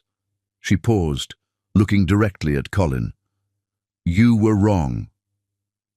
The prosecutor stood to present the victim impact statements. One by one, people Colin had defrauded spoke about their losses, not just financial but personal. A retired teacher who'd lost her home. A young couple whose college funds for their children had vanished. A small business owner who'd been forced into bankruptcy. Then it was Ruth's turn. She stood slowly, smoothing her dress, a simple navy blue, professional but not flashy. She'd written her statement dozens of times, but now, facing Colin, she spoke from the heart. "Your Honor," she began, her voice clear and steady, "Colin Condon stole more than money from me. He stole 20 years of my life. He made me doubt my own mind, my own worth. He used my love as a weapon against me, and my grief as evidence of insanity." She looked directly at Colin for the first time in months. "You had everything: wealth, success, a wife who loved you, the chance for a family, but it wasn't enough. It's never enough for men like you because there's nothing inside to fill. You're hollow, Colin. You always were. I just couldn't see it because I was too busy trying to pour love into an empty vessel." Colin's face flushed and he started to speak, but his lawyer stopped him. Ruth continued, "But I want to thank you. Your cruelty freed me from a prison I didn't even know I was in. Your betrayal taught me my own strength. Your attempt to destroy me only revealed that I'm indestructible." She paused. "I pity you, Colin. You had everything and appreciated nothing. Now you have nothing, and it's exactly what you deserve." She sat down, and Gabriel's hand found hers, squeezing gently. Kerry was crying silently beside her. Judge Morgan nodded. "Thank you, Miss Farrell. Ms. Negger, would you like to speak?" Kerry stood on shaking legs. "Your Honor, I was 26 when Colin Condon became my boss. He was charming, powerful, everything I thought I wanted. He told me his marriage was over, that his wife was cold and unstable. I believed him because I wanted to believe him." She took a breath. "I had his child thinking I was building a future with a good man. Instead, I discovered I was just another acquisition, another possession to be discarded when he got bored. He tried to buy my silence, to make me disappear. If it wasn't for Ruth Farrell's extraordinary grace in helping me, I don't know where my son and I would be." She looked at Colin. "You're James's biological father, but you'll never be his dad. He'll grow up knowing his father was a criminal who cared more about money than people. But he'll also grow up knowing that two women who should have been enemies became allies to protect him from your poison. That's your real legacy, Colin. You brought together the people you tried to destroy." The judge called a recess before sentencing. In the hallway, Margaret approached, despite Gabriel's attempts to prevent it. "Ruth," she said, her voice desperate. "Please, I'm an old woman. Prison will kill me. Can't you find it in your heart?" "The same heart you called barren?" Ruth interrupted. "The same heart you tried to have locked away in a psychiatric ward? That heart?" Margaret's face crumpled. "I was protecting my son." "You were enabling a monster," Ruth said. "And you know what the saddest part is, Margaret? If you'd just accepted me, if you'd just been kind, none of this would have happened. Colin might have stayed the man I thought I married. But you fed his worst impulses, encouraged his cruelty, and now you both get to live with the consequences." "Please," Margaret whispered. Ruth looked at the older woman, really looked at her. Beneath the desperation was something else: fear. Margaret Condon, who'd ruled her social circle with an iron fist, who'd never met a person she couldn't intimidate or buy, was terrified. "I hope you get the same mercy you showed me," Ruth said quietly. "Exactly the same." When court reconvened, Judge Morgan delivered her sentence. "Colin Condon, you are hereby sentenced to 45 years in federal prison without the possibility of parole, Additionally, all assets obtained through fraudulent means are to be liquidated and distributed to your victims. Colin swayed on his feet. 45 years. He'd be 90 if he lived to see freedom. Furthermore, the judge continued, you are ordered to pay restitution in the amount of $300 million. Any future earnings, inheritance, or assets you may acquire will go toward this restitution. Your Honor, Colin's lawyer protested, that amount is excessive. That amount, Judge Morgan said firmly, represents the lives Mr. Condon destroyed, the dreams he stole, the futures he obliterated. If anything, it's insufficient. As the bailiffs moved to take Colin away, he suddenly lunged toward Ruth, his face contorted with rage. You did this, he screamed. You destroyed everything. You vindictive. Gabriel moved instinctively, putting himself between Colin and Ruth, but the bailiffs were already restraining Colin, forcing him back. I loved you, Colin shouted as they dragged him away. I gave you everything. No, Ruth said, standing tall. You gave me nothing but lies. I gave myself everything that matters. The courtroom erupted as Colin was removed, still screaming threats and profanities. Margaret collapsed in her seat, sobbing. Kerry turned away, shielding herself from the ugliness of it all. Outside the courthouse, the media waited like hungry wolves, but Ruth was ready for them. Ms. Farrell, how does it feel to see your ex-husband sentenced to 45 years? Ruth looked directly into the cameras. I feel nothing for Colin Condon. He's a chapter in my life that's now closed. My focus is on the future, on rebuilding what he tried to destroy, on helping his victims recover what they can, and on moving forward with grace and purpose. What about Kerry Negger and the baby? Ms. Negger is a brave young woman who was manipulated by a master manipulator. She and her son have my full support. Are you planning to write a book? Sell your story? No, Ruth said firmly. Colin Condon has taken enough of my life. I won't give him any more of my time or energy. This ends today. Gabriel stepped forward. That's all. Ms. Farrell has no further comments. As they walked to the car, Kerry caught up with them. Ruth, I need to tell you something. What is it? I've decided to change James's last name to Farrell, if that's okay with you. Ruth stopped, stunned. Kerry, you don't have to. You've been more of a parent to him in 5 months than Colin ever would have been. You and Stella, you're his real family. I want his name to reflect that. Ruth felt tears prick her eyes. I would be honored.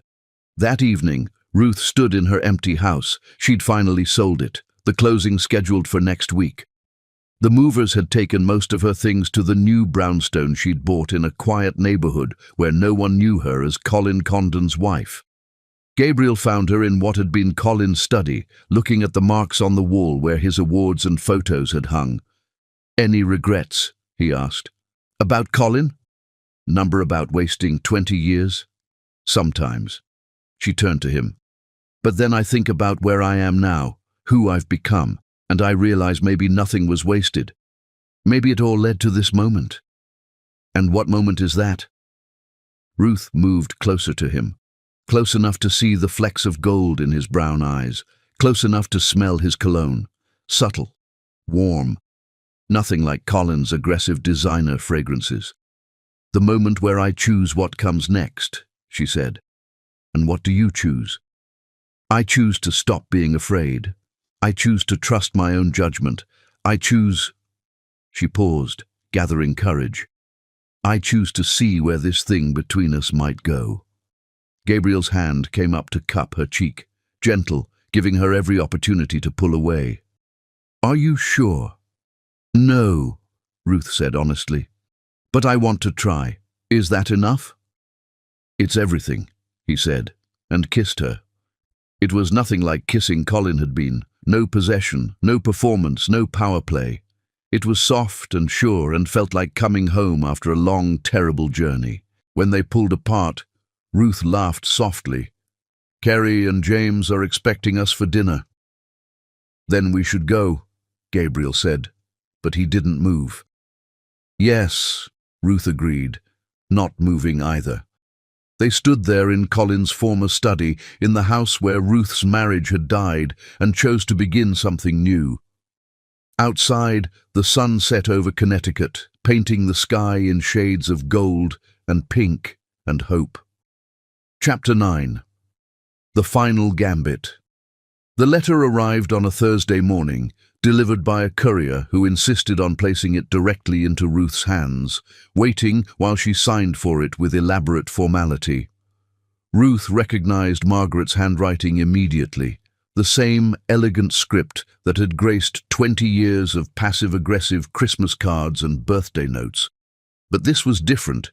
The envelope was thick, official, with the logo of a Swiss law firm embossed in the corner.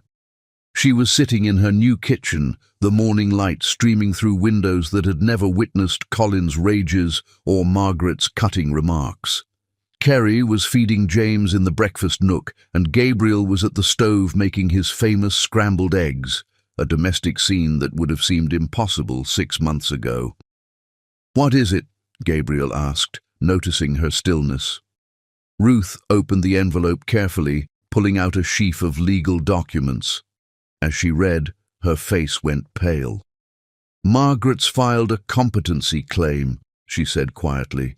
"She's arguing that Colin was mentally impaired when he committed his crimes, that he shouldn't be held fully responsible, and she's claiming I manipulated him into his deteriorated state through psychological abuse."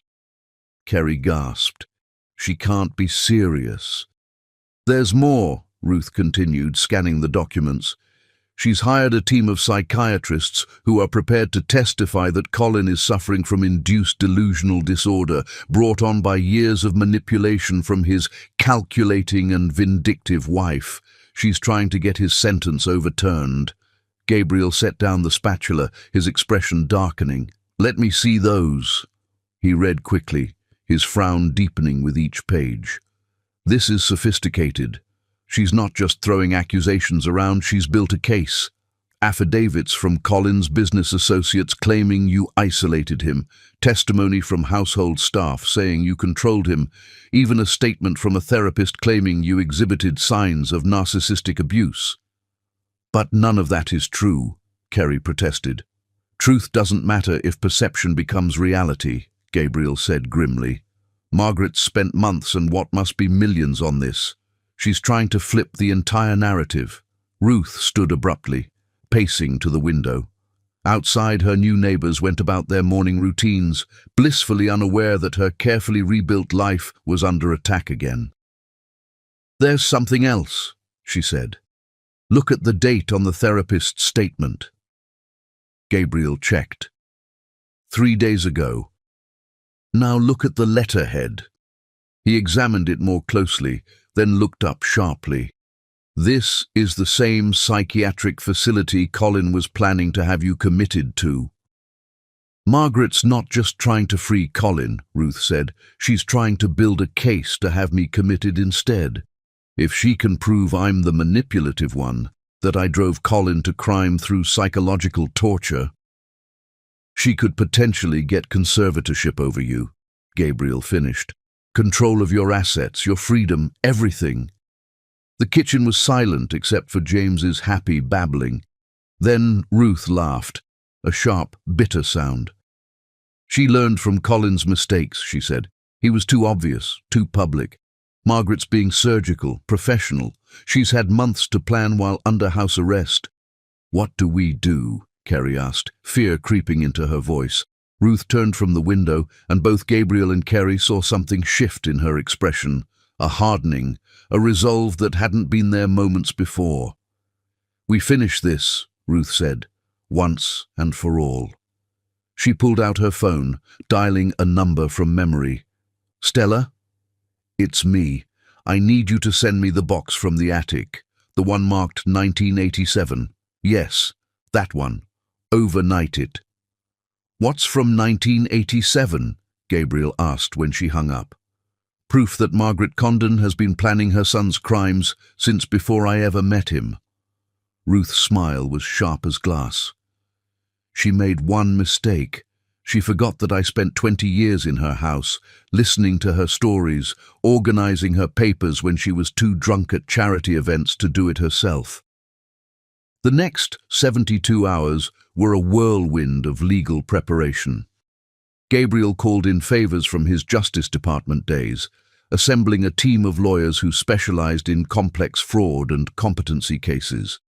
Ruth went through box after box of documents she'd quietly photocopied over the years, building a timeline that told a very different story than Margaret's narrative. But the real breakthrough came from an unexpected source. Colin's former accountant Marcus Webb reached out through Gabriel's office. He'd been granted immunity in exchange for testimony about the financial crimes, but he had more to offer. "I've been Colin's accountant for 15 years, he said, sitting in Gabriel's conference room, nervously adjusting his glasses. "But I was Margaret's accountant for 10 years before that." Ruth leaned forward. "Go on." "Margaret Condon has been committing financial fraud since the 1980s.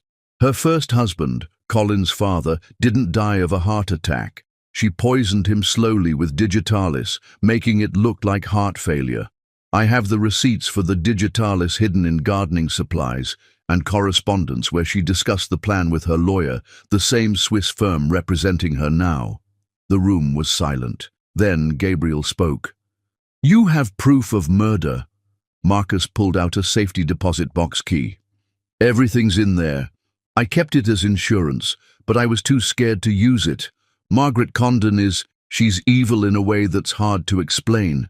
She doesn't just destroy people, she makes them destroy themselves, and then stands back looking innocent." "Why come forward now?" Ruth asked. "Because she's trying to do to you what she did to Colin's father, and what she taught Colin to do to you." Marcus met her eyes. "I should have spoken up years ago. I'm sorry." Ruth studied him for a moment, then nodded. "Help us stop her, and we're even." The emergency hearing was scheduled for the following Monday. Margaret had pushed for an expedited process, confident in her carefully constructed case. She didn't know what was coming. The courtroom was packed. Margaret sat with her team of lawyers and expert witnesses, looking every inch the grieving mother fighting for her son. She'd even worn pearls, the same ones she'd worn to Ruth and Colin's wedding. "Your Honor," Margaret's lead attorney began, "we're here to present evidence that Colin Condon was systematically manipulated and psychologically abused by his wife, leading to a mental break that resulted in his criminal behavior." For 2 hours, they presented their case. The hired psychiatrists testified about induced delusional disorder, coercive control, and psychological manipulation. Former employees, clearly paid off, testified about Ruth's controlling behavior and emotional instability. Then it was Gabriel's turn. "Your Honor," he said, standing slowly, "we'd like to present evidence that Margaret Condon has been orchestrating financial fraud and worse for over 30 years, and that she trained her son in these criminal methods from childhood."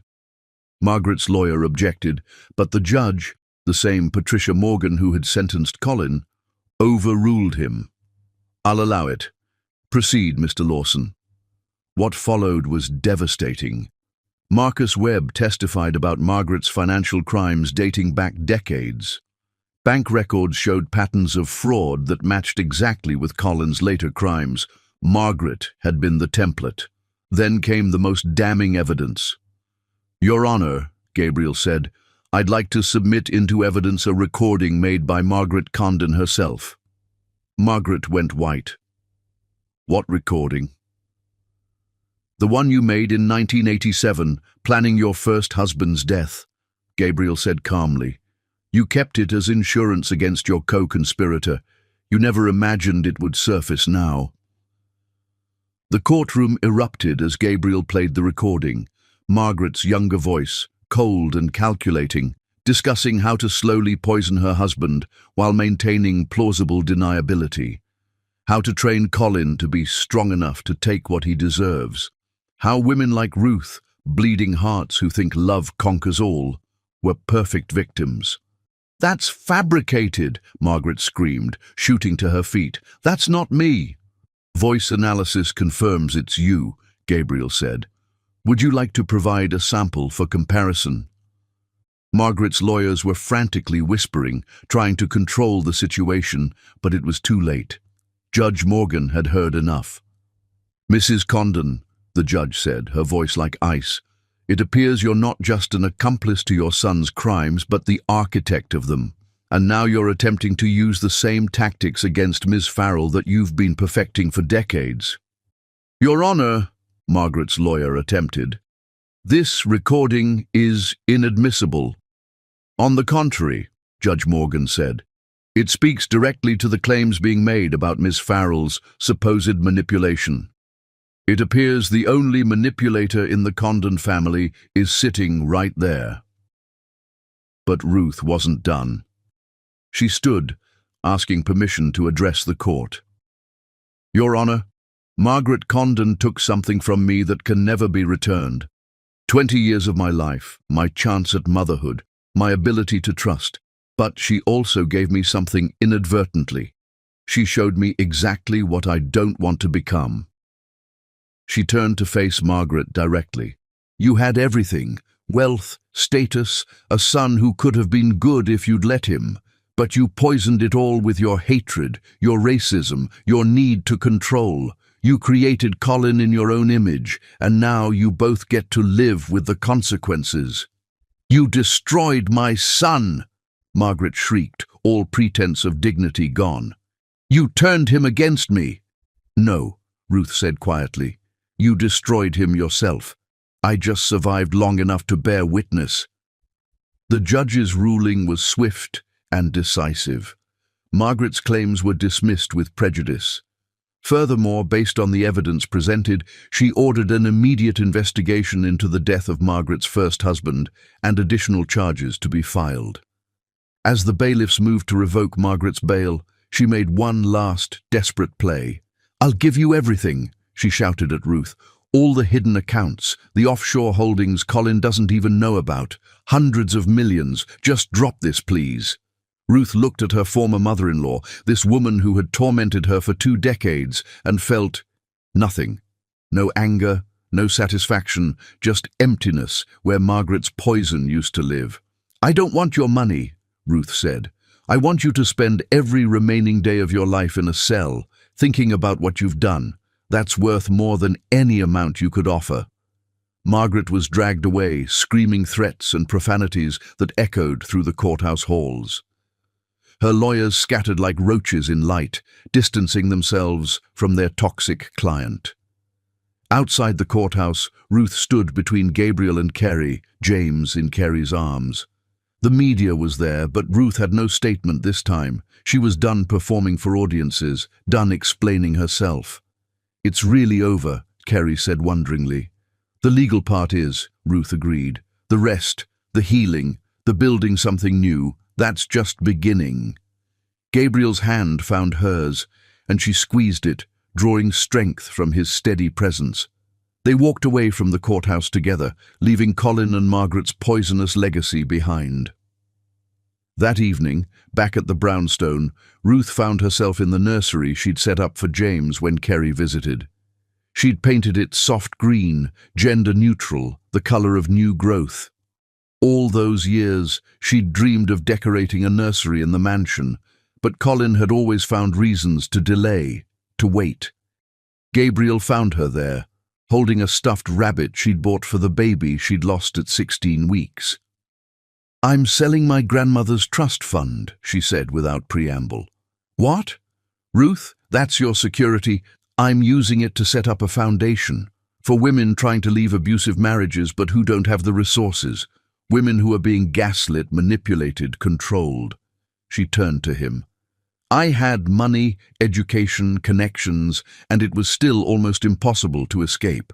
What about women who don't have those advantages?" Gabriel studied her face. "That's a beautiful idea." "Kerry wants to run it," Ruth continued. "She's been taking business classes online. She's brilliant, actually. Colin just never let her show it." "And you trust her with this?" I trust her because she knows what it's like to be trapped. She'll recognize the women who need help because she was one of them. Ruth set down the rabbit carefully. We were both victims of the Condon family. Now we can be something else.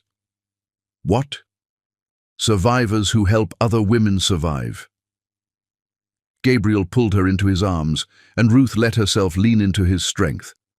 They stood there in the nursery that represented all her lost dreams, planning a future that Colin and Margaret had tried to steal. I love you, Gabriel said quietly, the first time either of them had said it aloud. Ruth pulled back to look at him. Even after seeing all of this, the mess, the drama, the dysfunction, especially after seeing all of it, you faced down monsters and came out with your humanity intact. How could I not love you? Before Ruth could respond, her phone rang. It was the federal prosecutor. Ms. Farrell, I thought you should know immediately. Colin Condon was found dead in his cell an hour ago. The world seemed to stop. What? How? Suicide. He left a note. It's addressed to you. Ruth sank onto the window seat, Gabriel's arms around her. What does it say? It says, you won. I hope you're happy. You've destroyed everything that mattered. Ruth felt something break inside her chest, not her heart, but the last chain that had connected her to Colin Condon. Even in death, he was trying to make her responsible for his choices, trying to burden her with guilt. Ms. Farrell, are you there? Yes, Ruth said, her voice steady. Thank you for telling me. She hung up and looked at Gabriel. He's gone. How do you feel? Ruth considered the question. Free. Finally, completely free. Carrie appeared in the doorway, having heard the phone ring. Ruth told her quickly, watching her process the news that her son's father was dead. James will never know him, Carrie said quietly. No, Ruth agreed, but he'll know us. He'll know love without conditions, support without manipulation, family without poison. The three of them stood in the nursery, the wronged wife, the other woman, and the man who'd helped them both find justice. It should have been awkward, impossible even. Instead, it felt like the beginning of something none of them had imagined, but all of them needed. Outside, snow began to fall, covering the city in clean white that made everything look new. Margaret would spend her remaining years in prison. Colin was gone. The empire built on lies had crumbled, but in a brownstone in Brooklyn, 3 broken people were building something real from the ruins.